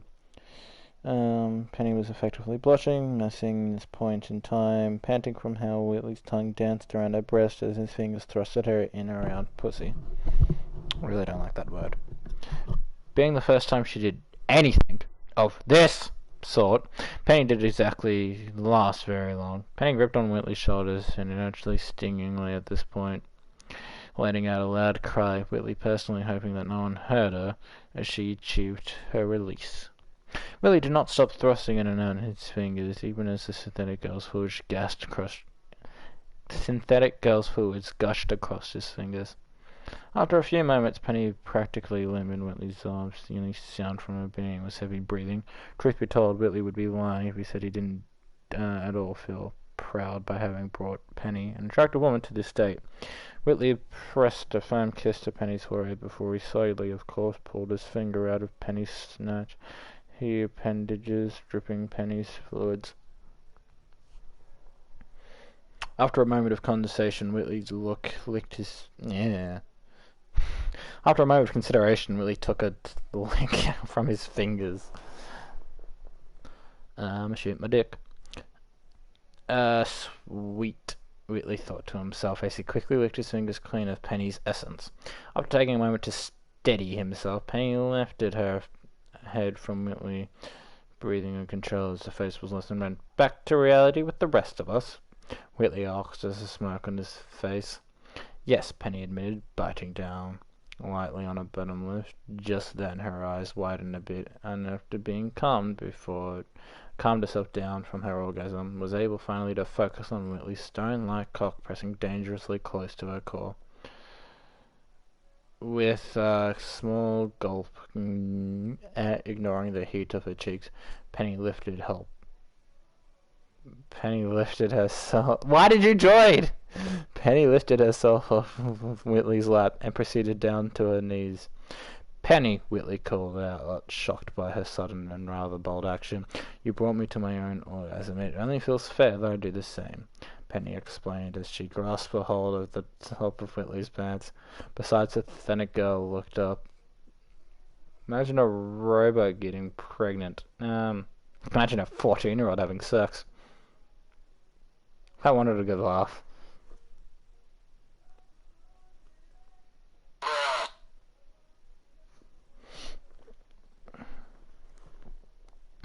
It may not sound never humble, but I've always been someone who wants to help people, especially those who have done a good deed.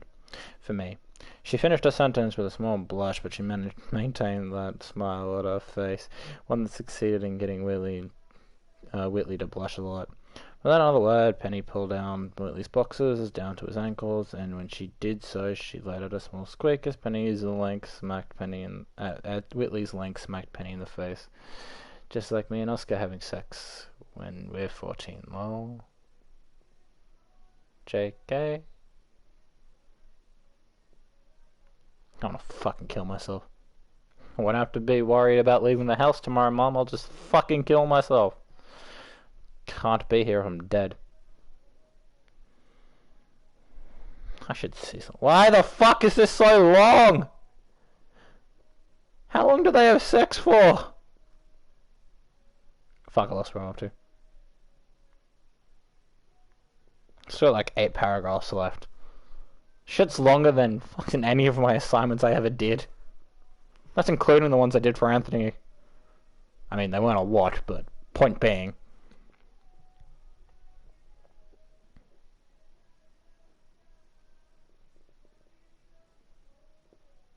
Without another word, Penny pulled down Whitley's boxers to his ankle, blah blah blah.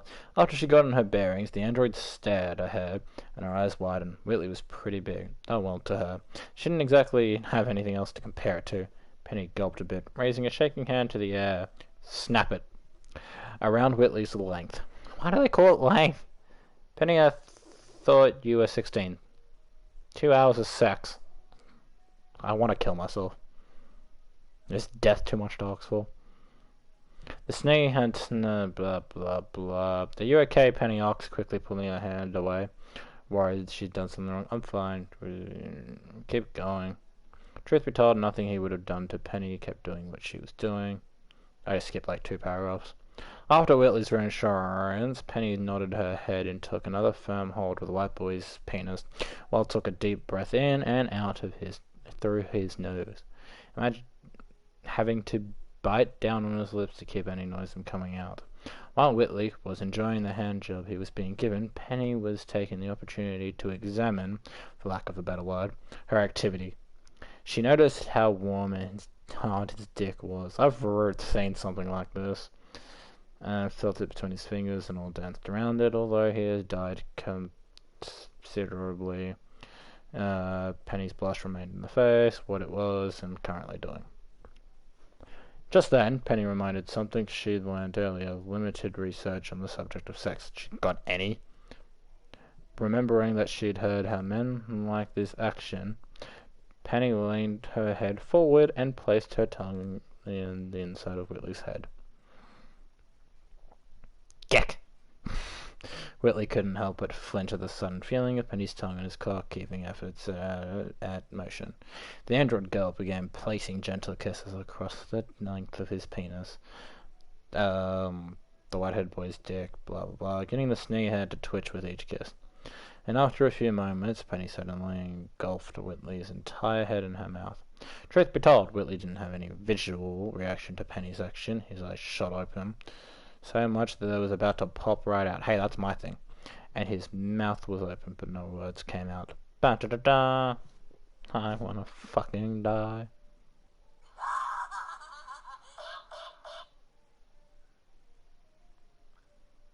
I wish I could fucking hit my head against something. I mean, I could. It's not gonna do me much. I'm skipping that paragraph because I don't care. She just took note on how unique the taste was of Whitley's penis. Why are they calling it length? It wasn't bad, just unique, different. Different also meant good in this context. Penny placed her hands on Whitley's thighs and she began attempting to take more and more of his length inside her mouth. If they're gonna keep calling it length, I'm gonna get really annoyed. Whitley's hands clenched tightly on his bedsheets, practically panting through his teeth like an animal. Hell, it was taking him quite a lot of effort to try, keyword of course being try, to keep his body from shaking as much as it was. The ginger girl let out a small hum/moan.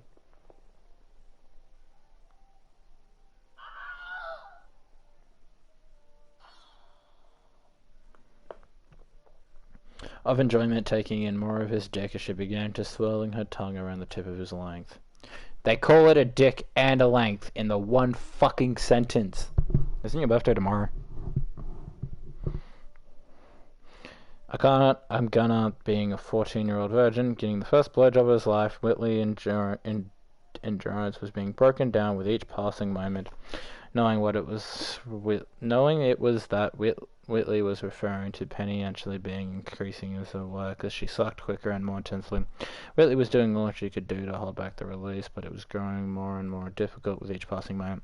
And when Penny began jerking off the bottom of his dick and cradled his balls around her palm, needless to say, he was just about done.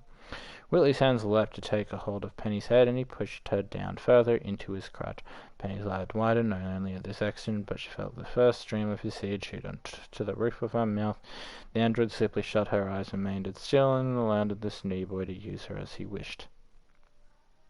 Whitley's eyes were shut tight, and his teeth were gritted. As he continued shooting his load into Penny's mouth, it took nearly 10 seconds for him to finish, at the point leaving Penny's cheeks nearly fully puffed out with how much there was in there. When he seemed like Whitley had no... This goes against the teachings of God. This goes against the teachings of God. She's a fucking robot, and the other one's a cunt that I really want to die. I would say the show was a lot better if this 14-year-old died. Also, I bought the Batman games. That was amazing. I skipped another 2 paragraphs. Whitley breathed out, closed eyes, and he was breathed heavily, not managing to see how Penny erupted in a grin so bright it would be something about the sun in a boy's room. Whitley lifted himself, Penny leaning on his eyes so they were firm against Whitley, then fucking hold Penny's waist as he went for a kiss. I'm so done with this shit. Penny bit down on her bottom lip, holding in a moan.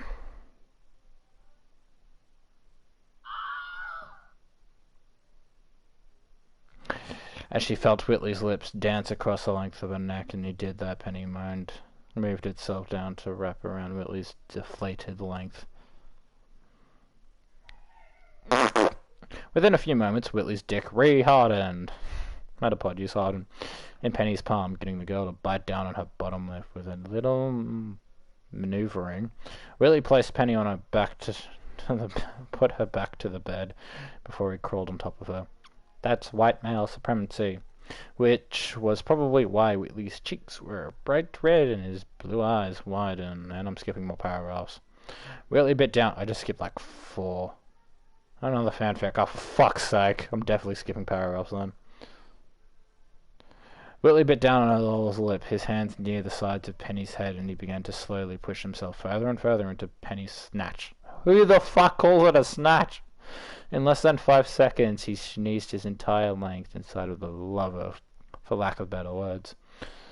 Penny had a bit down on her bottom lip to keep herself from screaming from Whitley blowing her the sheer action of being scrambled brain.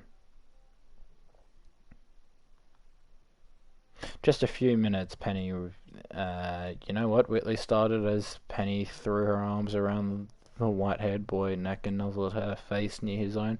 You should probably head back downstairs. General Ironwood is no doubt looking for you, he commented with intelligence, despite the fact that he was thoroughly enjoying Penny's body nestled against his own. She felt so warm and almost soothing. It's almost felt better than them actually having sex. Almost. Just a few minutes, Penny realized, lazily mumbled against Whitley's neck. I'm not needed down there. There's plenty of others down there to help General Ironwood. Penny let out a content sigh, snuggling close to Whitley's body as she physically could. Any concern Whitley might have was evaporated almost immediately as Penny snuggled to him with a small hug. I skipped like 7 paragraphs, by the way. Whitley wrapped his arms tightly around Penny's body, getting the android girl to smile as close as she could. He did so. Fuck. And so he pulled her in as closely as he could. He placed a firm kiss to Penny's forehead before he rested his head against her arm, sighing contentedly as she tried to keep her body as close to his as physically possible. Penny was right. Everyone downstairs could last without them two for a little while longer. Besides, what's the worst that could happen? Atlas gets invaded. Everyone dies. No one complains. Well, after skipping like 10 paragraphs, I'm finally done with that shit, and I just threw my phone.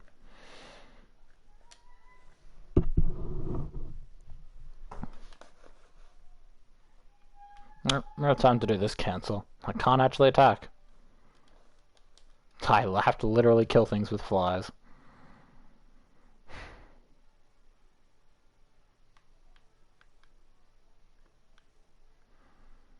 Alright, there you go, Penny. That's your birthday present. Happy birthday.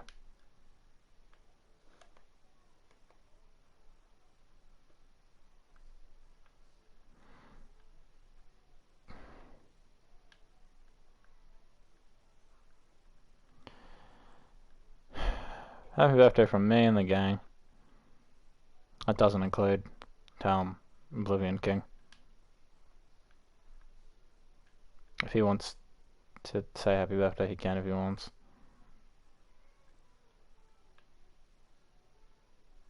So satisfying. So I've been killing myself at the end of tonight. I can't destroy that, can I? Yeah, sorry for putting it in a spot like that.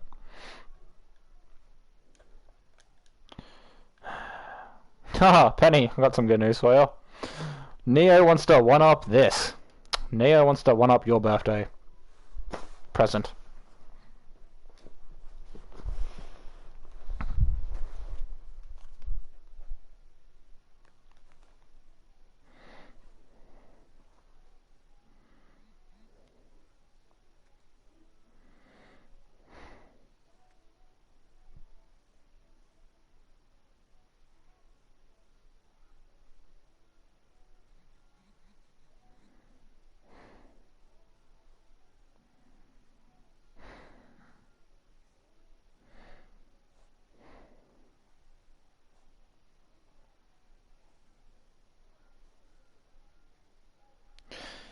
Yeah, well, Neo's gonna be worse, apparently. I'm trying to do streams for for each of the Ruby members' birthdays. I'll probably do one for fucking Anthony as well. He's not a Ruby simp, but he's still my friend. But yeah, I told John and Neo. Well, I asked John and Neo when their birthdays were so I could do that. And John's like, yeah, Neo wants to one-up Penny. So yeah, she is next month. About a month from now.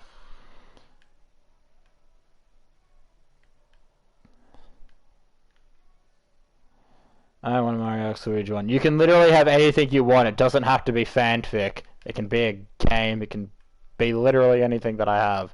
You do not need to pick fanfic.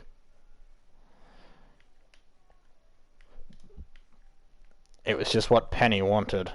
You don't all have to jump on the same train she did. Can you make out like that's the first and that's not the first Essential one I've read? It'll just be Essential and fucking gay. Instead of Essential and straight.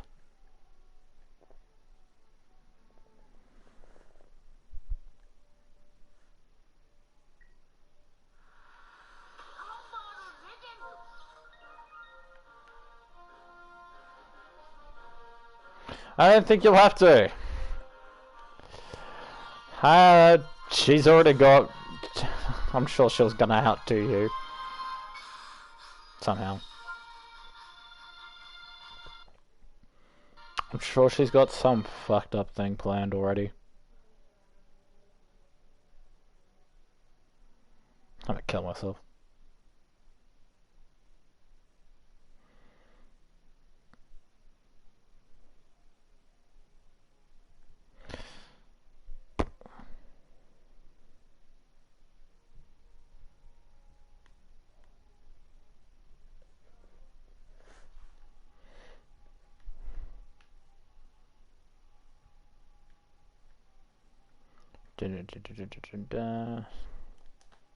This is a really fucking annoying challenge. Killing anything is super fucking difficult.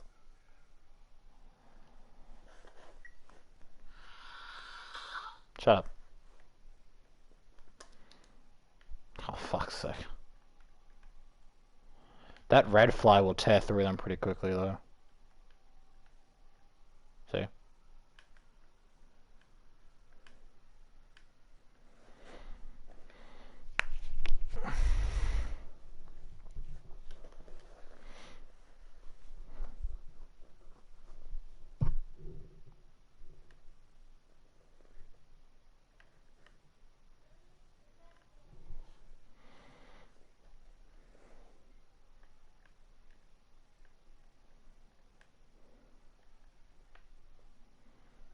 Oh fuck.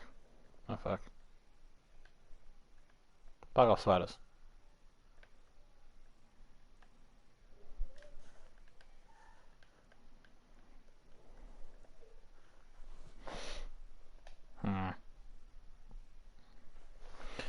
You get bit. Yeah, you can get BFF as a boss item, I think.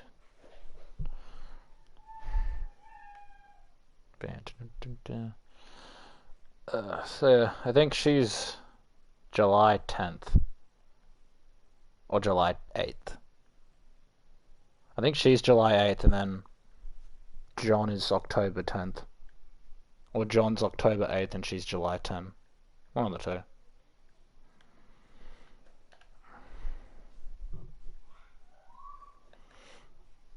Either way, they shall be interesting, for lack of a better word. Oh, for fuck's sake.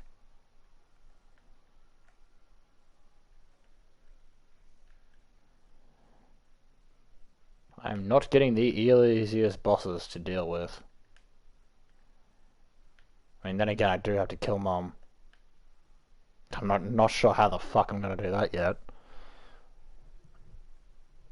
Then again, I have to make it to the fucking womb to find that out. Or the uterus, depending on which one I get thrown into.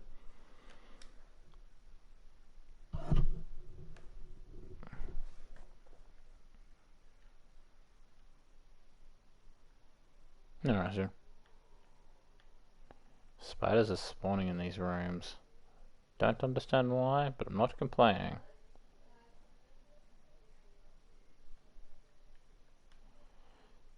If you beat this in 10 minutes and did the boss rush, I'd be awfully impressed.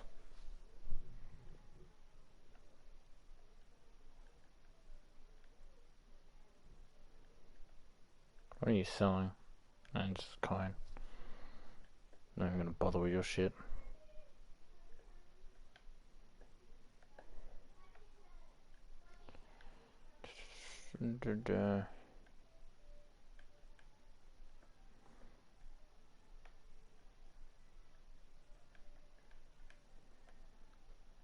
Thank God I'm not famous. I won't have like 30,000 people going, what the fuck did you just read?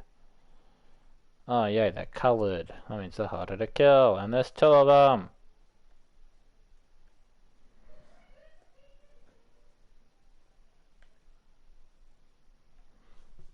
You look tired. Do I look tired or do I sound tired?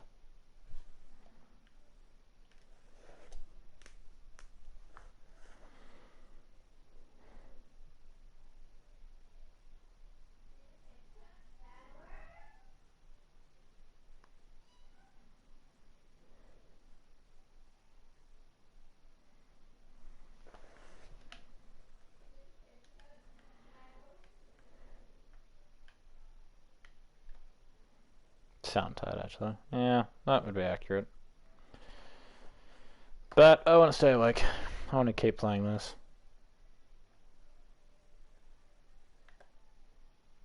Oh, right, you're the one who steals hearts. I would like to get this done before I go to bed. Maybe. Or if not, we can just sit and vibe and chat, do shit. Don't have a workout tomorrow, I'll just fuck my sleeping pattern.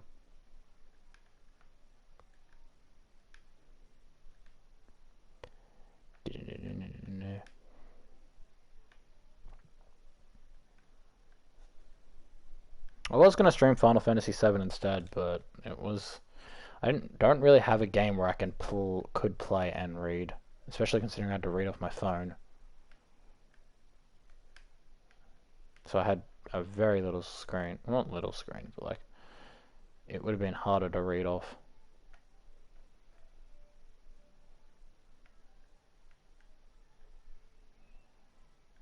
Oh yeah, I'm gonna check if I'm pregnant. Now? Also hate that VR. All the toxic, no, not toxic, but all the gay shit's done. Ooh, yes.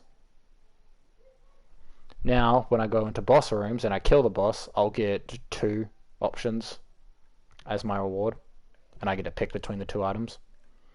So now, from every boss I'll get 2 items, I have a higher chance at getting something I'm gonna like, something I might like, or will actually come in handy. Because this bandage shit is annoying as fuck, but I don't think I can get rid of it. I think that if I find a dice that rerolls all my items, I think it gets rid of the bandage. So if I do that, then sure. But it also means I run the risk of getting really shitty items, but with the ability to be able to constantly shoot. Oh. Ow. No. No. This is not a boss I want to be fighting.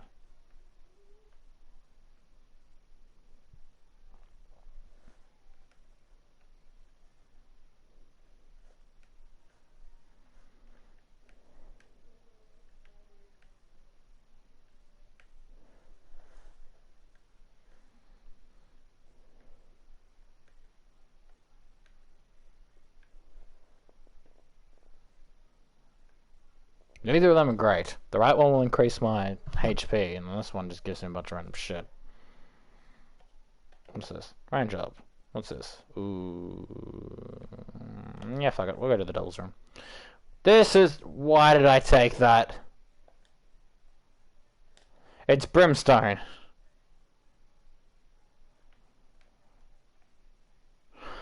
I can't shoot! I'm fucking brain dead. I was watching the whole time. Having a child at a young age will probably ruin life. Not trying to be mean, just my opinion. Yeah, but I know someone who's 18 with 2 kids. She graduated year 12. She's doing all the shit she wants to do, so...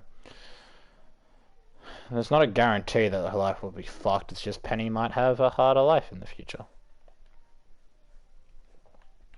But if Oscar can land a suitable job and they just stay together forever, then they should be fine. Not guaranteeing anything, but, you know. It could work.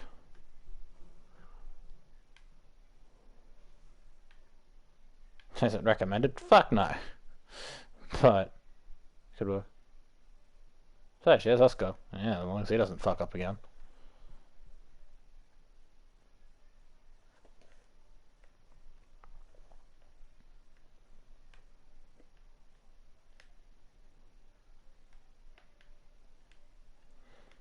I still don't know what's more Beans might still be more cancer than this shit.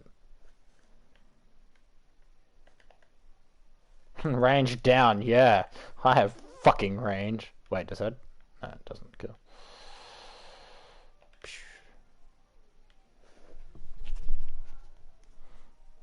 Oh yeah, time for school. Oh yeah, see ya.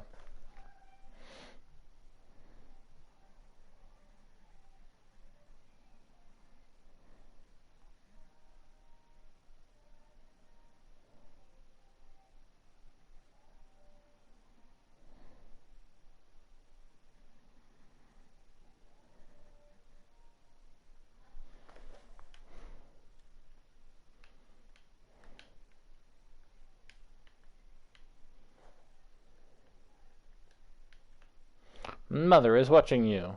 I didn't know Cinder was here. Another passage. Hello! That's gonna fucking kill me!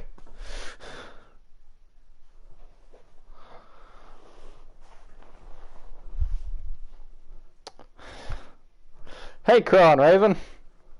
Give me a minute.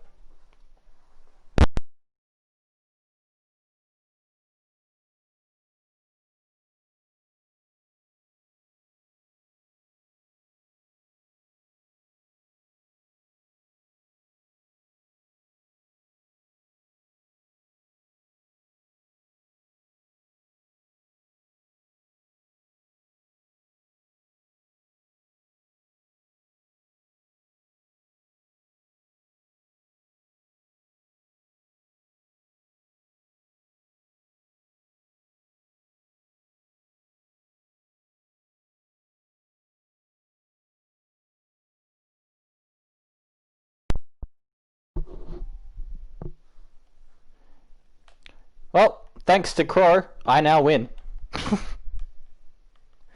Context. As you can see, Crow. We're not pussies, come on. It's Oscar. It's Cancer. What do you mean we're not pussies? What? If you're a mod, that means it's someone who's already been here, so like Oscar or some shit. But point being, I still technically win. So, thanks Crow and Raven. Anthony made the account that was named after fucking Torchwood, so it was sort of shit. And now I've got Crow. So yeah, I win. Regardless if it's someone who's already been here or not, I technically have Crow on the chat, so I win. He's drunk and won't remember, but I have Crow, so I win.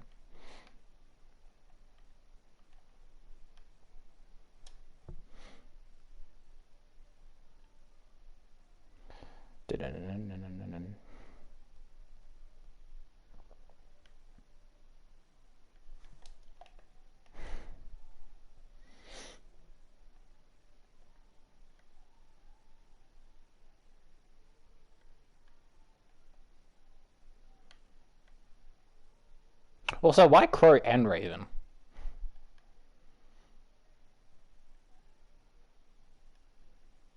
They hate each other just as much as fucking Weiss and... No, Whitley and Weiss, I guess.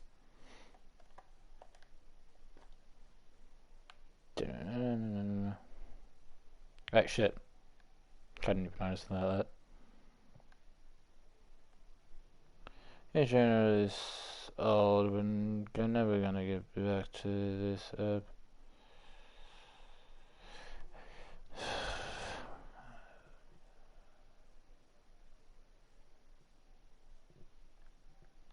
And mine specifically. Not even someone popular. I can't even name someone who would be streaming right now, but that's not the point. Fuck off.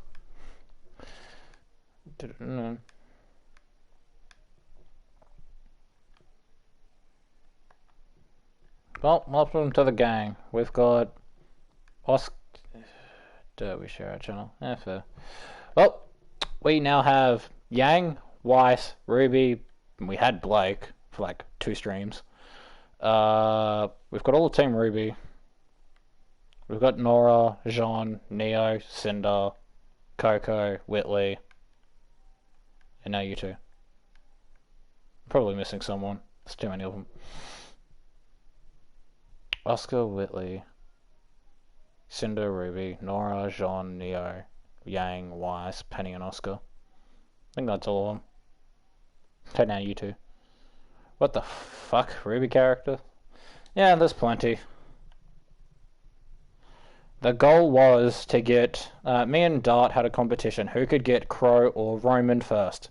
I got my friend to make a Roman account to piss him off because we're assholes. Well, I'm an asshole. And then... the other... Since Roman was picked, technically... since Roman had already been done, the next competition was Crow. So, yeah. Even though you technically share the account with Raven, I still win. So, yes, thank you. If this is how my... Crow, run for while you can. Yeah, it's all full of horny teenagers. They're all horny teenagers. All adults. All pregnant. Wow. So, unless you want to talk to a bunch of horny teenagers, well, you watch someone play a video game called Pregnant Now because they've all had sex or what. Yeah.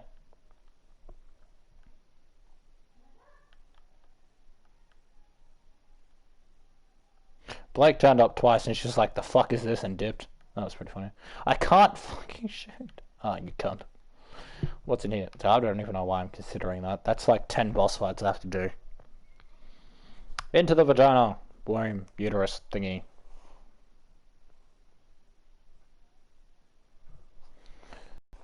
Womb 1. So that's how it goes around here. Yep. But they're all pregnant now, so they probably won't be fucking as much. Is incest work? Jesus Christ, I did read incest before. Whitley X Weiss. And then Whitley X fucking Penny. And now I want death. I mean, I wanted death before that, but that's not the point.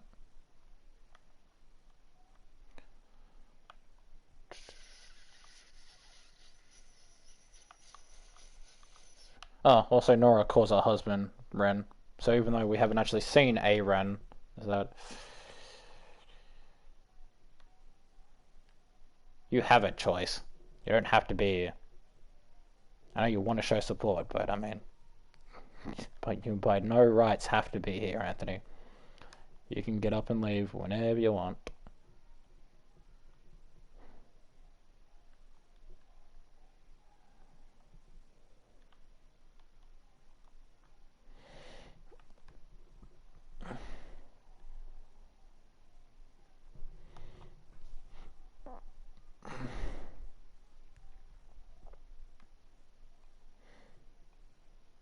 This got me interested.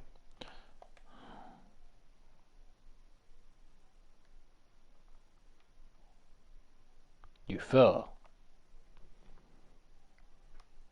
Inserts the fucking Excalibur from Soul Eater.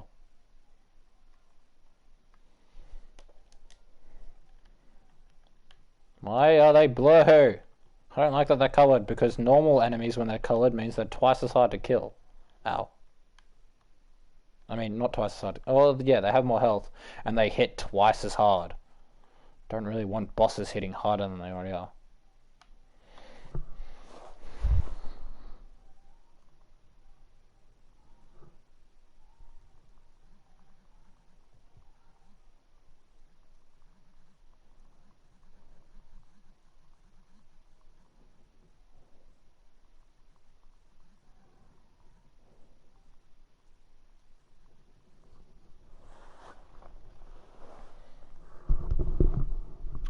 I've been trained by Huntsman Arts by Count Dooku, and the Grim Reaper was your idol, who was a badass until she lost her eyes, and then she just became a sad, mopey little bitch. But then she trained Ruby, so that's pretty cool. Qui-Gon Jinn, I see. Oh, yeah. I wonder if Ruby has made a Star Wars reference. Makes reference to a lot of other things.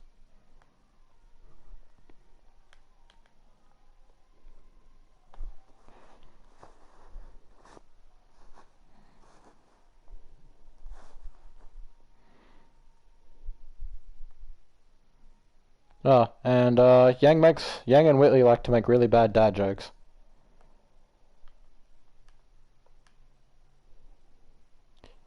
Yang straight up gives no fucks, and that's pretty much the rest of them. None of them really give a fuck about anything, except Weiss.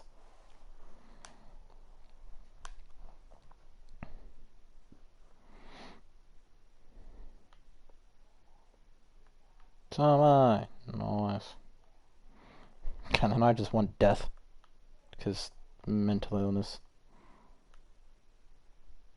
Meant to be working on that. Well, I am, but that's sort of the whole working on it step. Gotta, yeah. Yeet, what's this random pill do? Show me your secrets. Yeah, it showed me. Is it here? No. Or is it up here?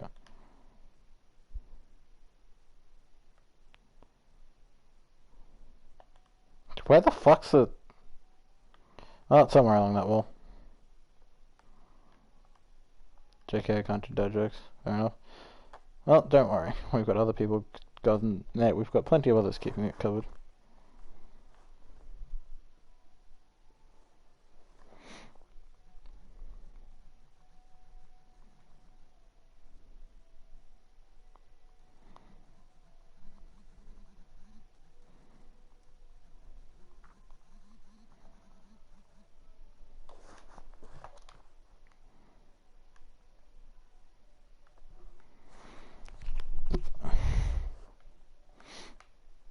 Tearshot and speed up, yay, because I can shoot.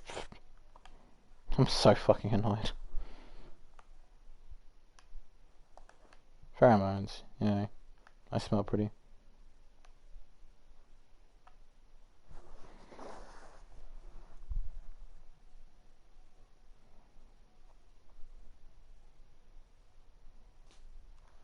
Hey, it's Brendan Ferris's birthday. He's a cool YouTuber.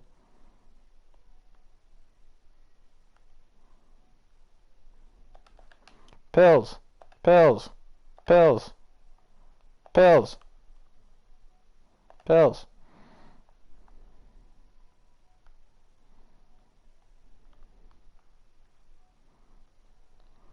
So many pills.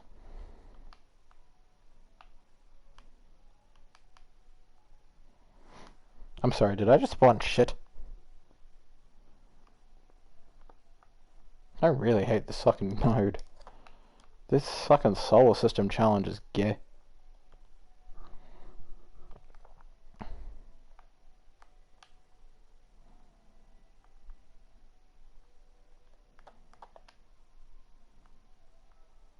Da, da, da, da, da.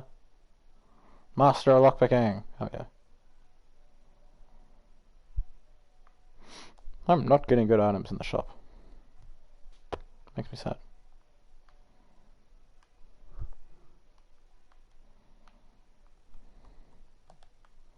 Health down. Yes, because I have so much of it already.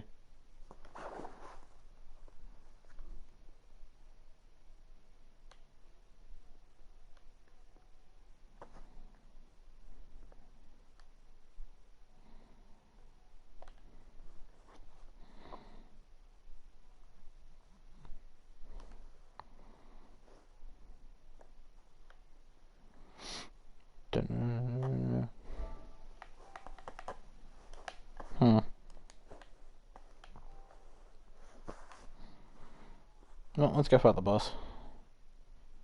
My prediction is it's gonna be Chub. Or Chump? Can't remember its name.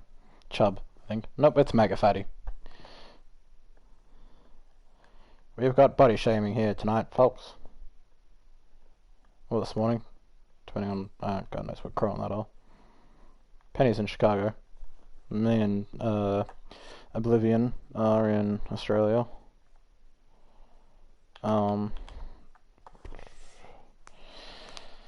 Whitley's in France, Coco's in France, John and all that's in Darwin, etc, etc. People be in places.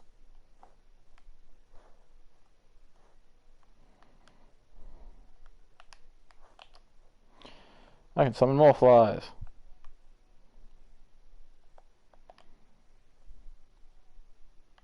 Yep, I lined that up wrong. Feck. Do they speak France? You mean French? Then yes. I'm playing Assassin's Creed Unity in French. So the only way I know what anything's happening is if Coco turns up and tells me. Other than that, I've got no idea what's going on. She's an English and history teacher, though, in France. And she's dating one of her students. It's sort of weird.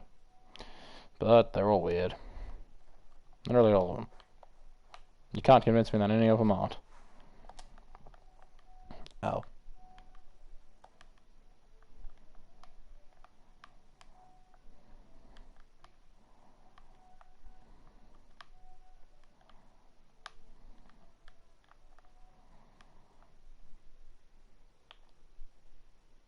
You should be playing in Spanish. I did. I played for like an hour and a half in Spanish. Hey, I did the same. Yeah, but did you get her pregnant?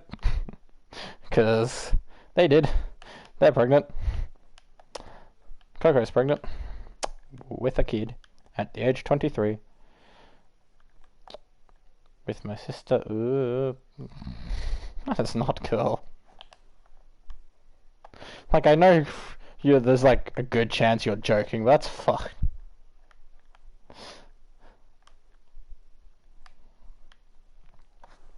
It's a pretty grim joke. I mean, it's funny, but that's sort of fucked.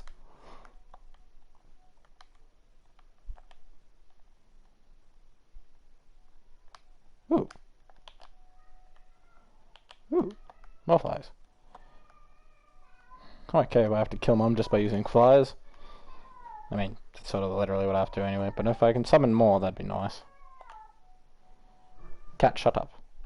Ah, nope, out of there. Oh, what? You're a little kid who wants coins? Nope, you're dead. Cat, shut up. Now I want to play Kingdom Hearts 2. What a great game. I don't see how any of the other... no, I don't really see how any of the games are going to top Kingdom Hearts 2. It was so good. Some black blood. What does this even do? I don't know. Stop summoning more enemies. That's not okay. Me and my sister flirt each other. Why do you flirt with your sister?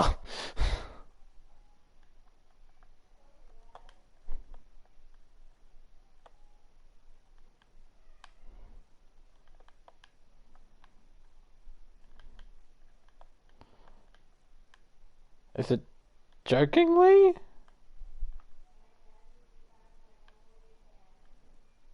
Also, why are you a mod? I mean, I usually do give all the Ruby characters mods as a joke, but I haven't done yours. I haven't opened my phone since... Well, I have opened my phone, but I haven't been on YouTube on my phone since you've joined.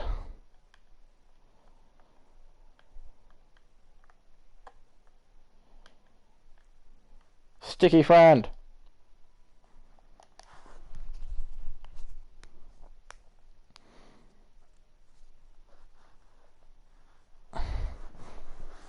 That is so disturbing on so many levels. Just to think, if I ever get famous on YouTube, these are the guys I have to thank for being the OG. Anthony, one of my best friends, and then a bunch of fucking weirdos. Yay.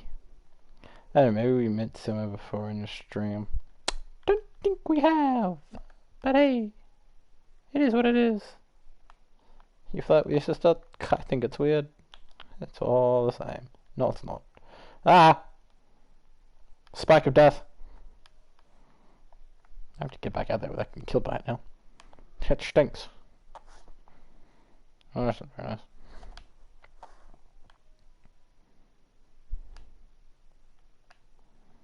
Oh, fuck, I ran into that. I just wanted to go around it so I could avoid its attack. Yep, I went back at it.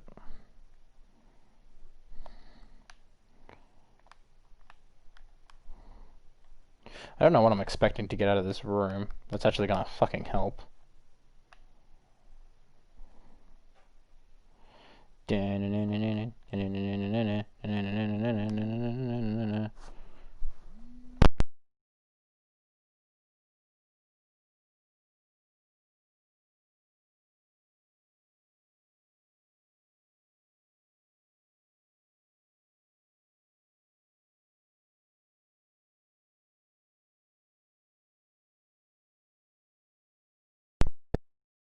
Zane at the start, and that's what Penny said while I was reading that, and I hit their channels. Yes, I think it's better focused. Oh, fuck.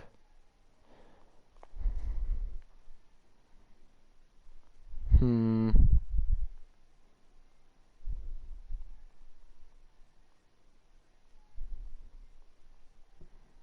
this is an issue. Dart wants me to fix the comment thing, and I can't scroll past he can hear you, which is way before he left. Oh fuck. I'm gonna try something else. Neither of my other streams are up. Fuck.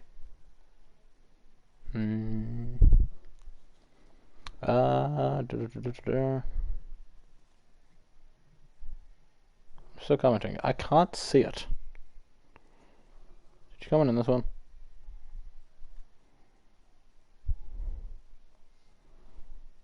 Yes, you did.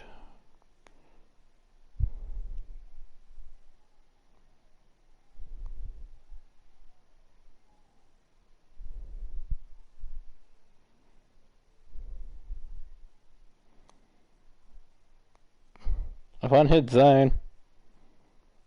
Progress. I just need to find a stream that you were in so I can hide your channel.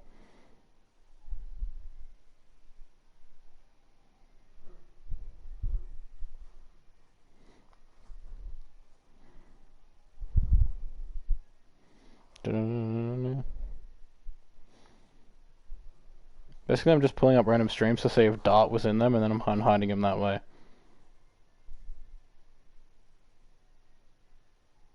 Runs the stream. What? Rewind the stream. Don't think that's how that works, bud.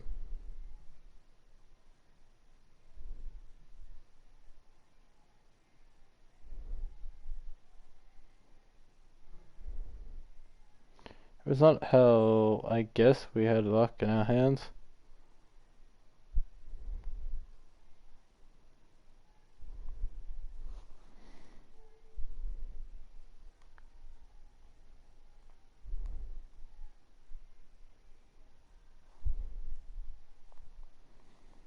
So I've rewinded the stream and nothing's happened.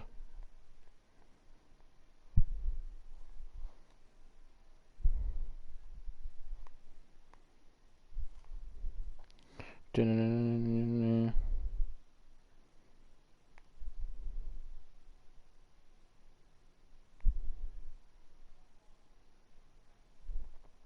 you on my Naruto stream?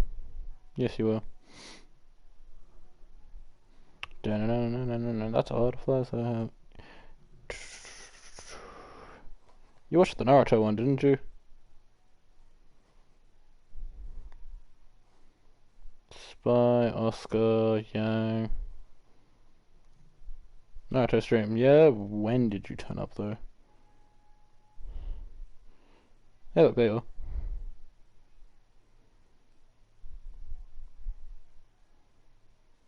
There you go. You should be good.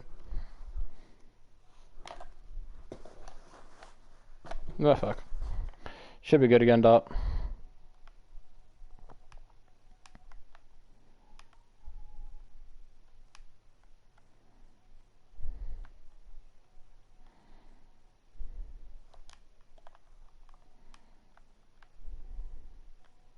So yes, Dot, I win.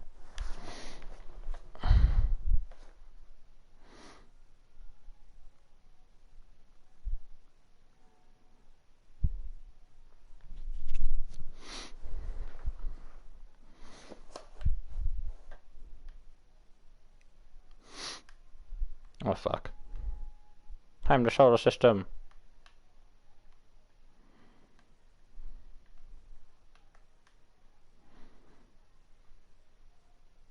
Hold that fuck around just so you could comment.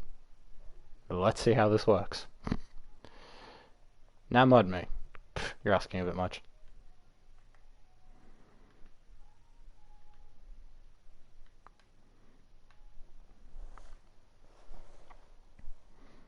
Just gonna keep bringing it up. I fucking won.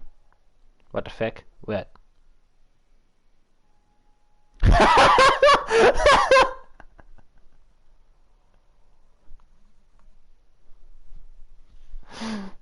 Ouch, King.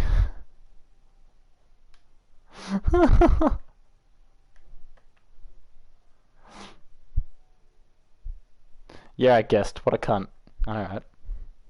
You know, the funniest thing, I was thinking because you weren't a mod, Anthony could bully you, and then next thing I know, Anthony puts you in a timeout. What a mad lad. Anthony, okay, so one of the perks of being a moderator, people who aren't mods, you can put people who aren't mods in timeout. So that's what my friend did. While Lupus wasn't a mod, he put him in timeout.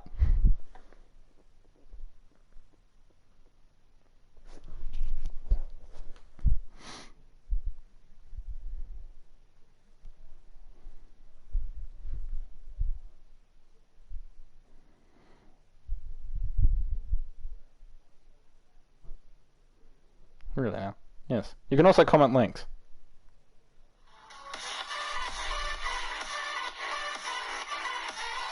Oh, Jesus Christ.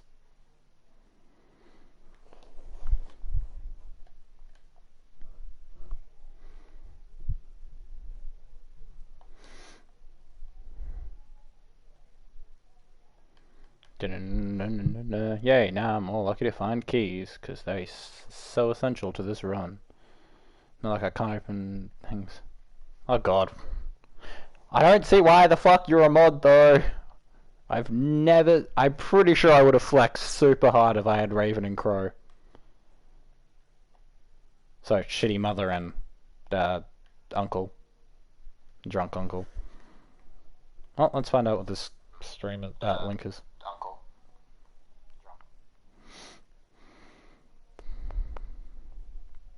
That's fine, YouTube. Don't open the link or anything. Unmod him. No. I should do SA, please.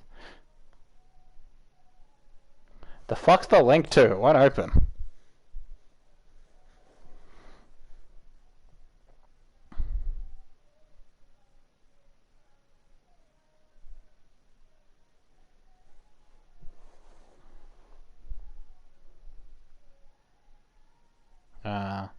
Oh yeah.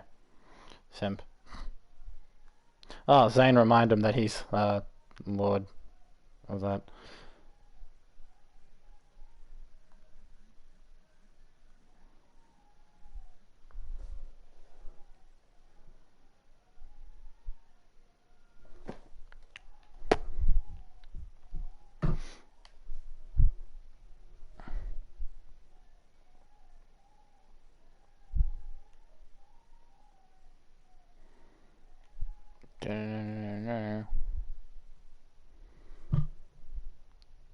It's a link to your stream.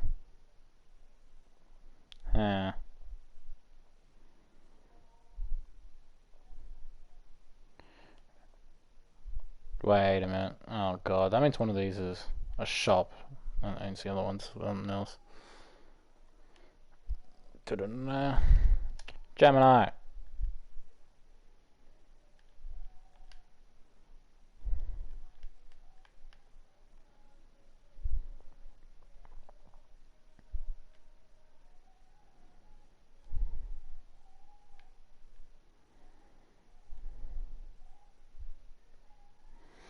Yay, shot speed up. That's useful.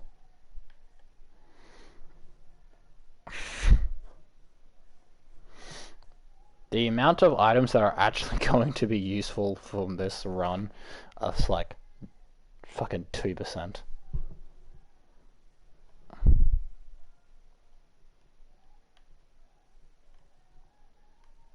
I should put 18 plus in the name of the stream. Meh, fuck it. Some random kid can find it and then go, what the fuck?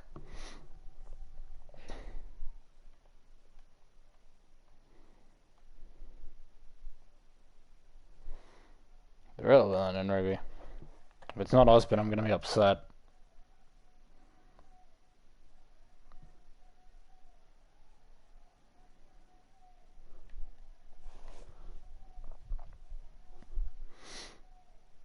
In terms of villains, they're all sort of shit.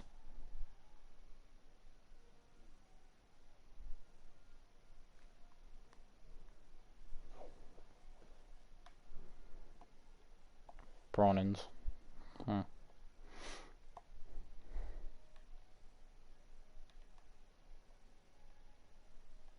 What comic haven't you seen though? You're a sad fuck.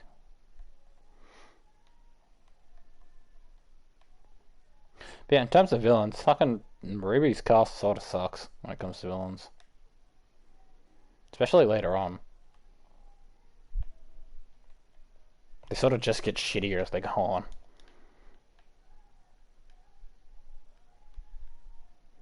They'll just become angry with power. And that's it. They'll just get super fucking angry. And that's about it. Doesn't make for interesting characters.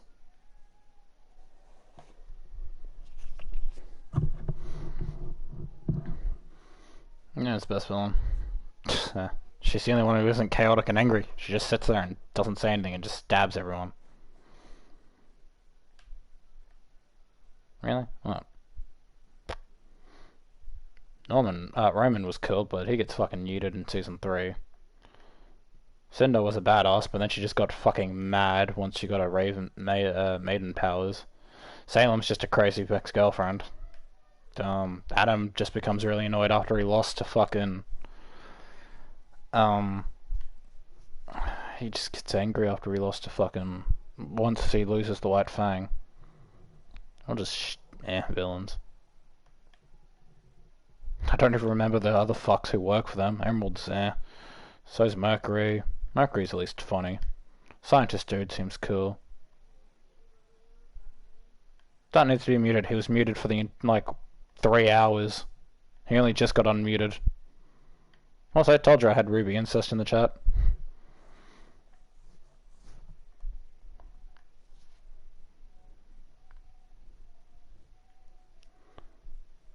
Imagine having a niece.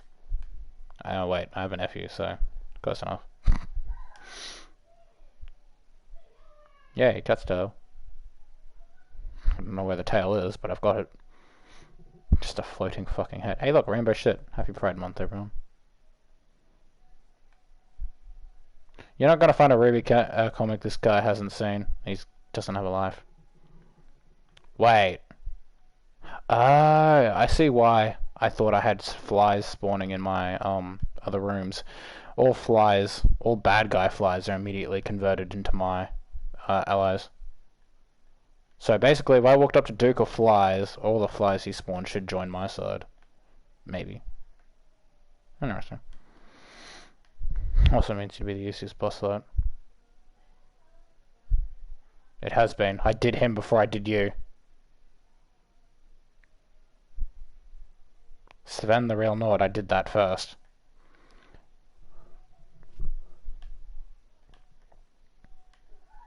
Look, that should turn into an enemy fly. Never mind, I just fucking killed it. That's fine.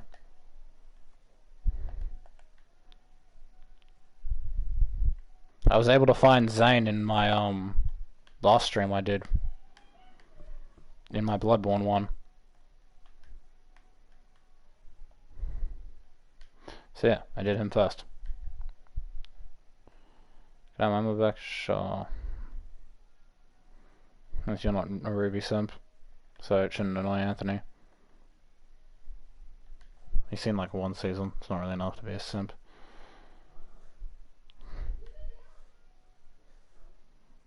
Seen that one too. Can't, there's none you haven't seen. Kill self. You have 9 lives, yeah.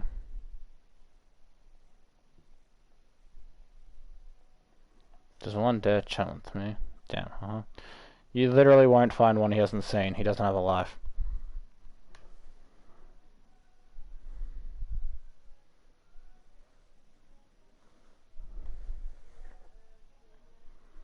And if it does, then it's just Ruby. That's about it.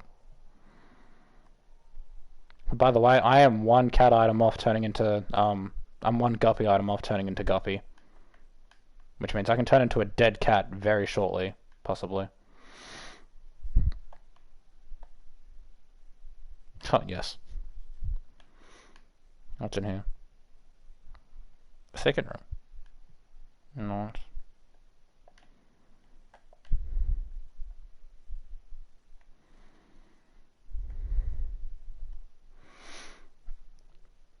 Let me do it, Gage. Let me do what?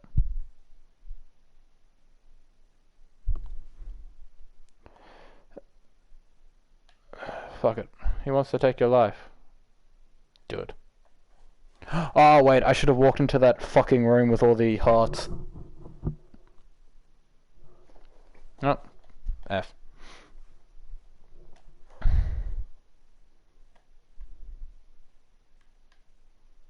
Consume the enemy. I don't know.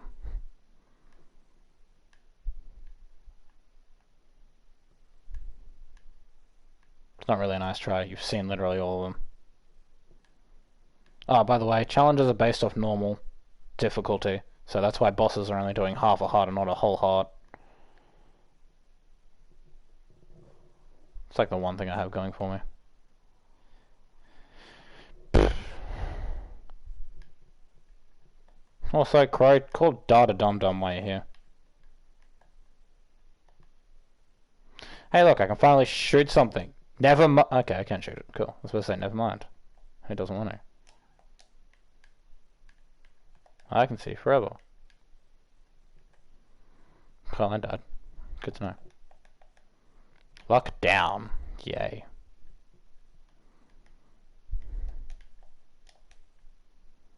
Dude, you're not gonna find one. Pills. Balls of steel. Yes. What's this? Amnesia. What's this? Pretty fly. Boss arm. Oh.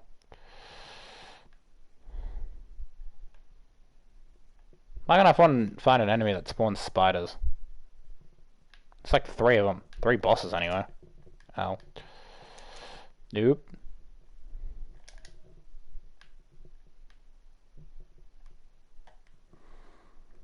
Maybe more. I'm not sure.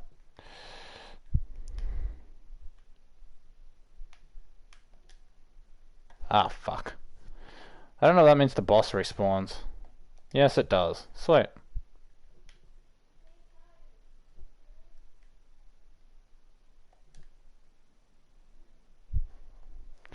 Oh, shit. I need to try and kill this thing, yeah. I search for new ones every week. Okay, that's sad. That's sad even for you.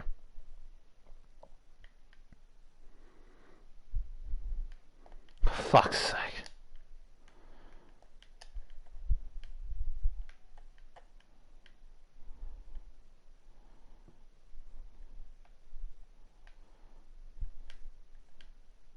Please give me the head of Krampus. Yes! Oh, this will be useful.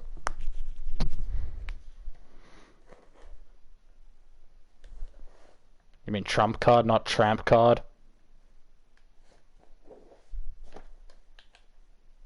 I think you definitely mean tramp card. Trump card.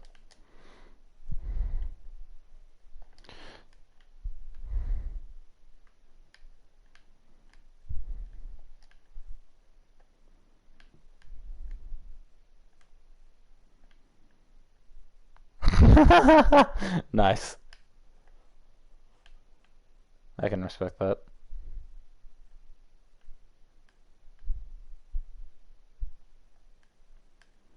I had someone who wants me to buy Undertale. I actually got 2 people who wants me to buy Undertale. So that's interesting. Oh, for fuck's sake! I could get an item from killing them, but it's not guaranteed.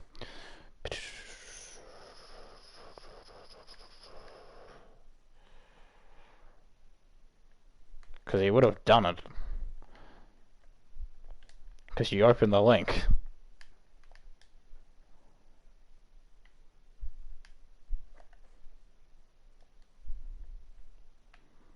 I will find one you don't know so I can pull it off.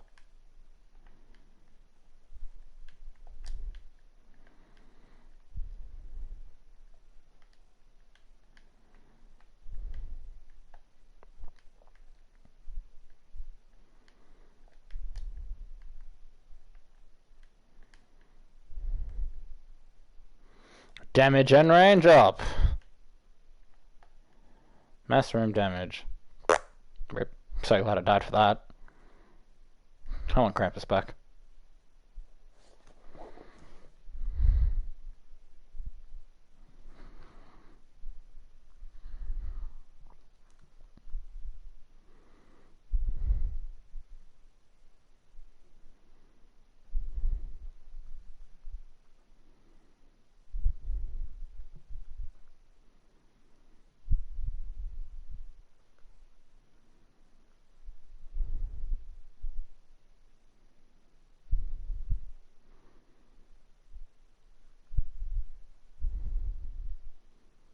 What a great song, Dart. It's more by the dude who did When You're Evil. I thought it was quite nice. Oh yeah, that puts me at 56.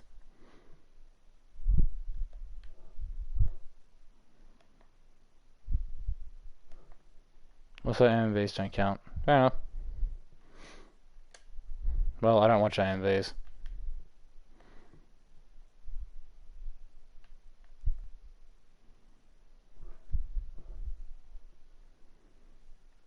Nice try, Gage. If you open the link, I still win.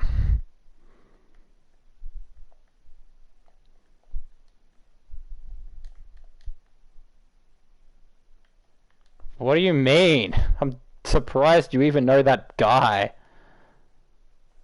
Fuck all people even know who that dude is. Anthony's the only one here who I'm convinced actually knows who that guy is. Because he's some fucking random Norwegian guy who plays in a band. And his wife does as well. I know all Rickrolls. I don't believe you. Who do I know? Leo, whatever his name is. Frog Leap Studios. He did a cover of Never Gonna Lift You Up. And it's actually really good.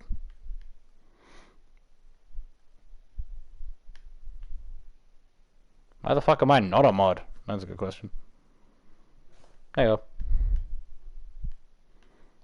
go. I fucked that up. I'm so used to having fucking Guppy's head in like majority of my runs, so now I just instinctively use my ability whenever I charge it.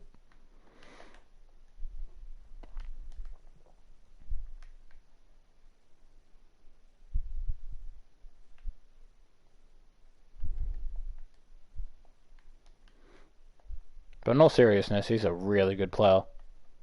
And singer. He can play literally any instrument and sings. Hell, there's instruments I don't even know what the fuck they are, and I've seen him play it.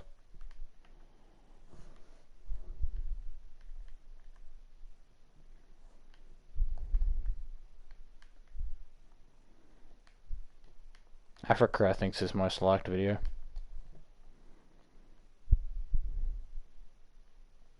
Could be wrong.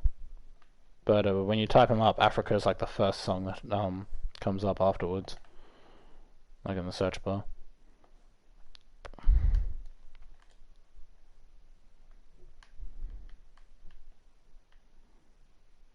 Seen all of them. I don't believe you.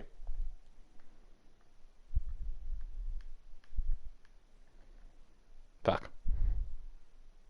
He did a great career for the Reaper. I love how bored his wife looks in that video. She's a bass player, and she just played the fucking cowbell, which then he takes over.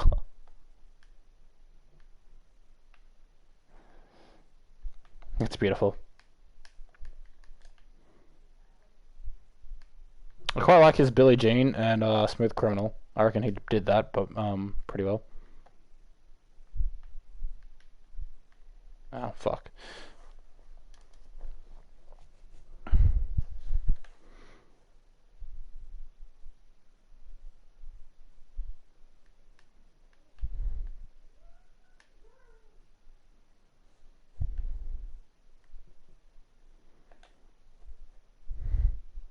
It's almost frightening how sad your life is. Reusable level skip. Sounds good on paper, but I'm pretty sure I'm gonna need the items from bosses if I want to get anywhere through this. So unless I get a really good run where I can guarantee I can kill Mom, that doesn't sound all that useful. Bosses are literally the only way I can get items, or pay for them. I don't have a lot of money at the moment, or a way to get a lot of money.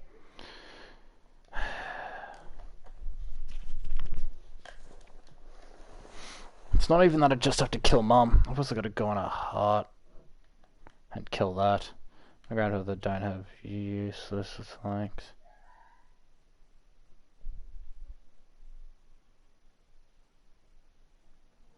My grandpa's deck doesn't have useless cards. Pulls Exodia out of his ass. I don't know if I should be happy that I got that reference. Definitely not. Yu-Gi-Oh! Is an alright anime. But how they play the game is so fucking cancel. Don't tell Raven. Oh wow. That's 3D, AMV. Yeah. Ah, fuck. Yeah.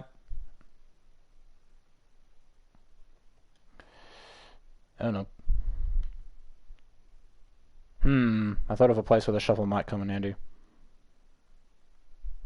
Ow. If I kill Mum in 10 minutes, I can go to the boss rush room. If I check out that item, take it, I should be able to use a reusable skip and then fucking yeet myself out of there. Which means I don't have to fight 10 waves of bosses, and I got whatever decent item it is that I picked up.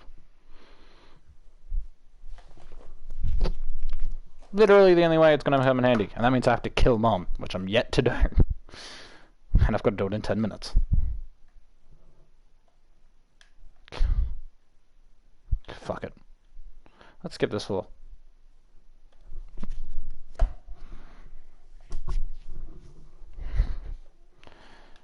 As much as the item might be useful, I doubt it's actually going to be that good, all things considered.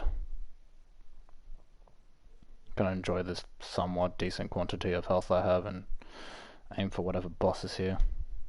Shit. Not comic doesn't count.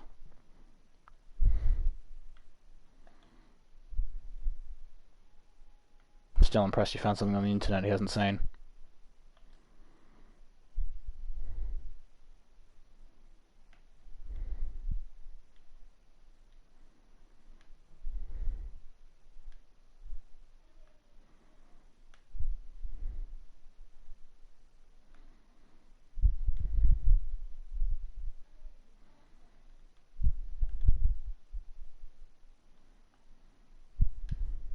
Oh, I didn't mean to do that. The fact that I can literally play this challenge in one hand, though.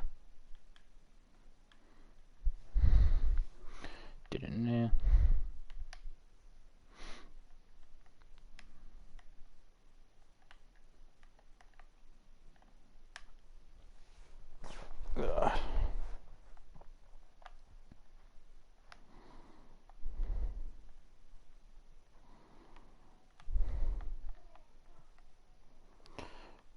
At least I got the two flies around me that can have a chance to block. Well, don't have a chance. If they get hit, they'll block damage, which is nice.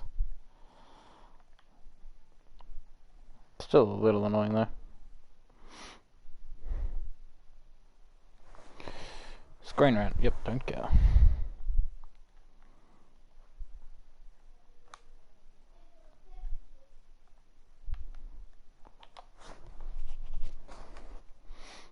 There we go.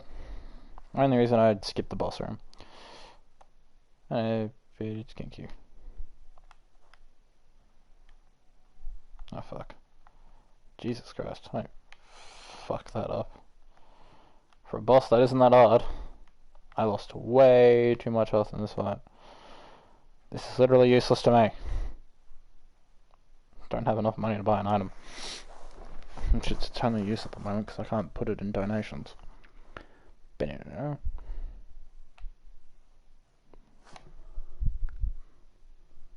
Met Mum? No. Pretty sure I gotta kill one more boss before I met Mum. If I met Mum, then well, fuck.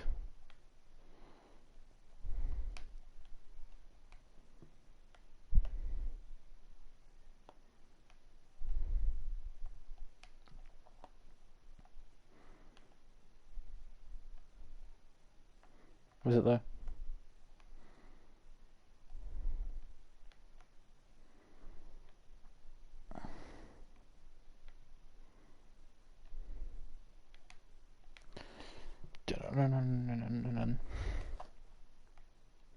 So this is gonna be bad. Summer, someone, and Summer, Carly, Raven, Willow. Okay. What about?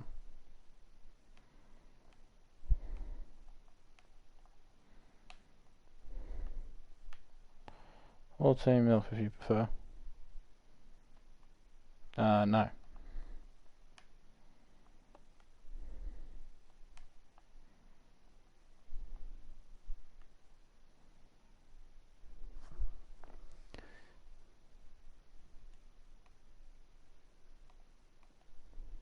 That team just sounds nothing except, just sounds like fan service and that's it.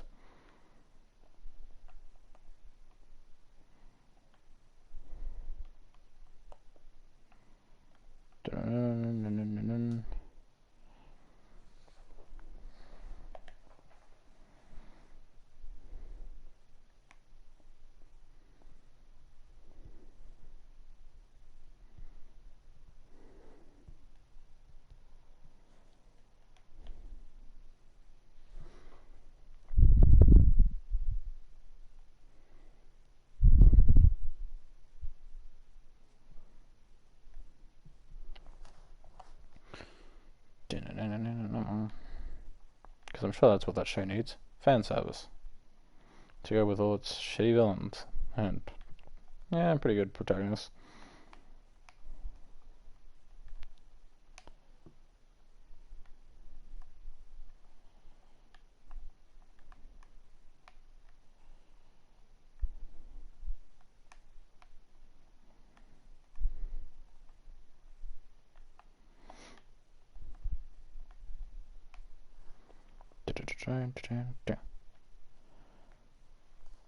And it keeps on coming.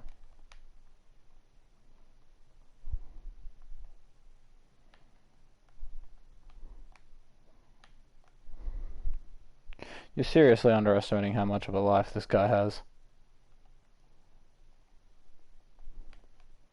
Or overestimating, I should say, sorry.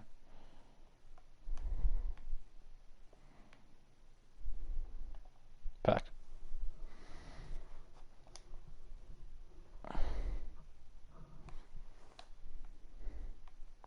Surprise Penny's been back already. Alright, so this is gone. Cool. Fair enough. Don't flirt too much.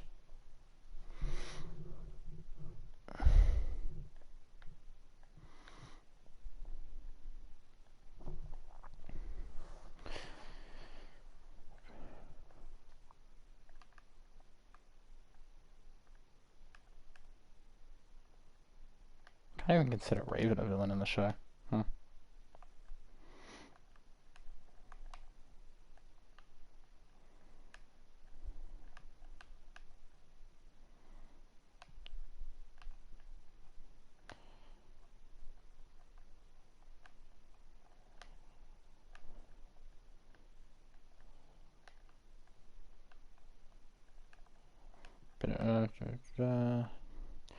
Look at these.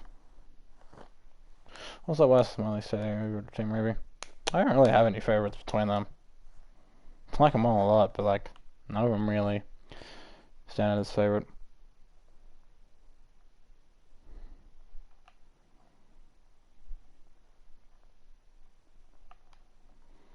If I had to pick, probably Weiss or Yang, maybe. Yang and Blake are both sort of just, I don't know, they're all sort of not really but like, the shit that Blake and Yang are doing at the moment aren't really the best. Sort of just boring.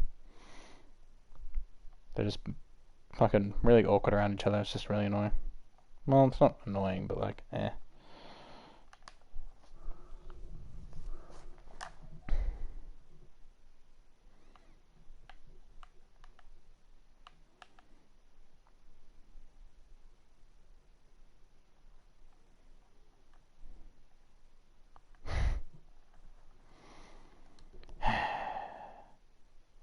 Getting really sick of the fact that I'm getting fucking damage ups and I can't shoot.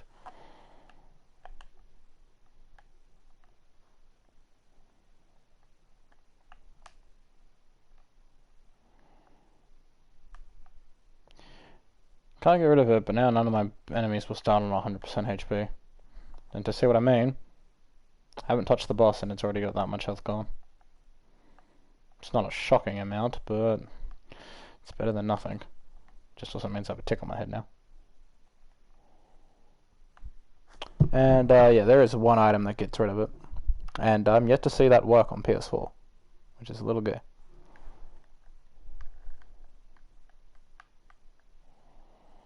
I have a funeral to watch tomorrow. Feck. And by tomorrow, probably today, because it's probably past midnight. HP and regeneration up. I mean, HP up and regeneration.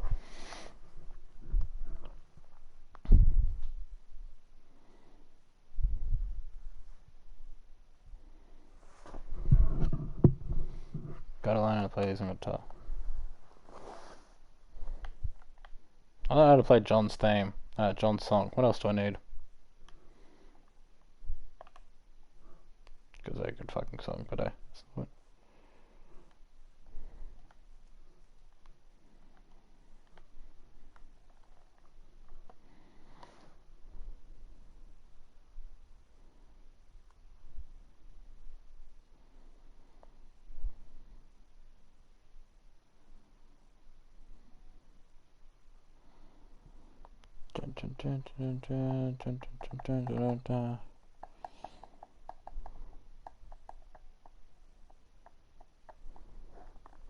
I'll be back in a second.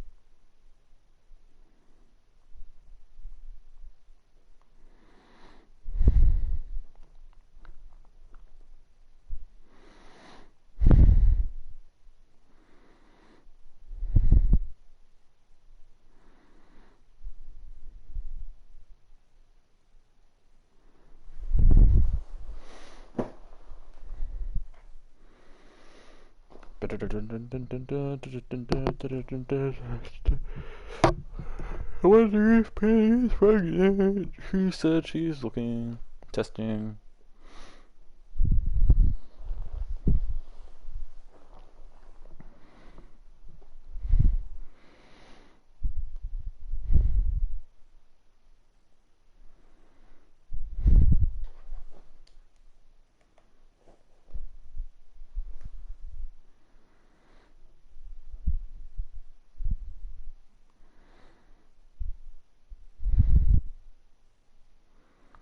My phone's on 7%.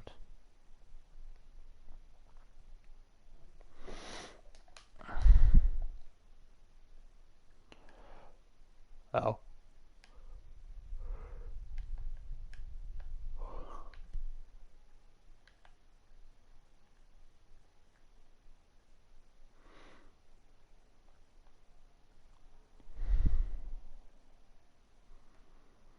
Low key want to learn how to play the Rick, Never Gonna Give You Up, just so I can post it on YouTube, make it a video where you need the link to see it, and then post it in one of Tart's videos in like 6 months' time so he'll forget about it.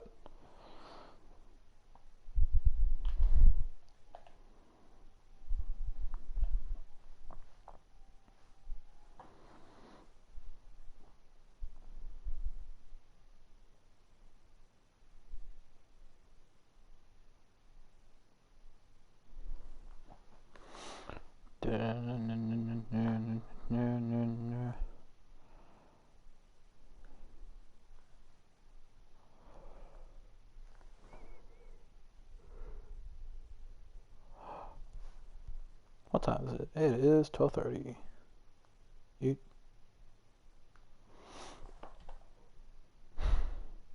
Why is this challenge so annoying? I thought it'd actually be pretty fucking easy.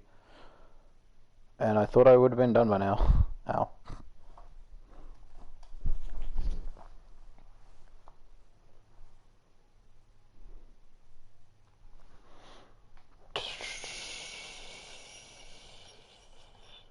Oh. Fuck. Was meant to take damage then.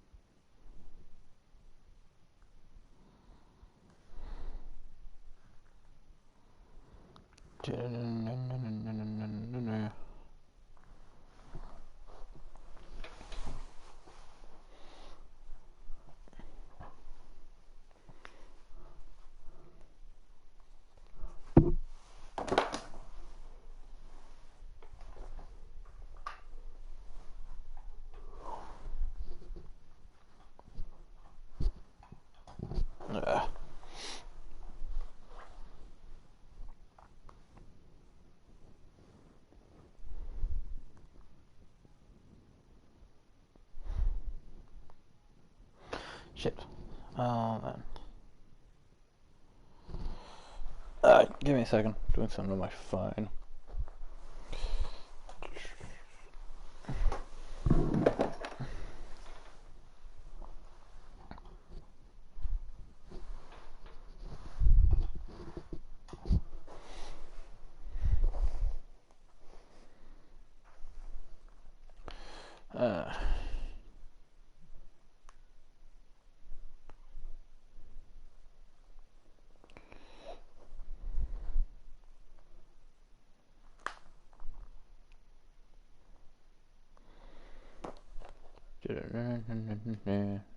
Yeet.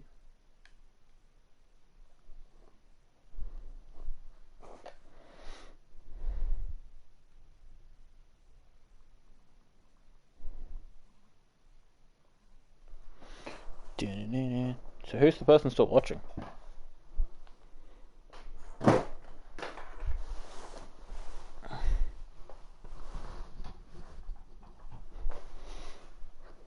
That's just me. Deal.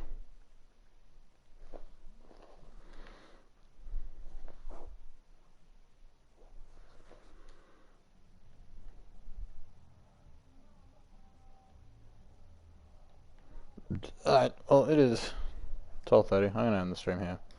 And then I'm just gonna chill until I fall asleep. See yous, and I'll stream again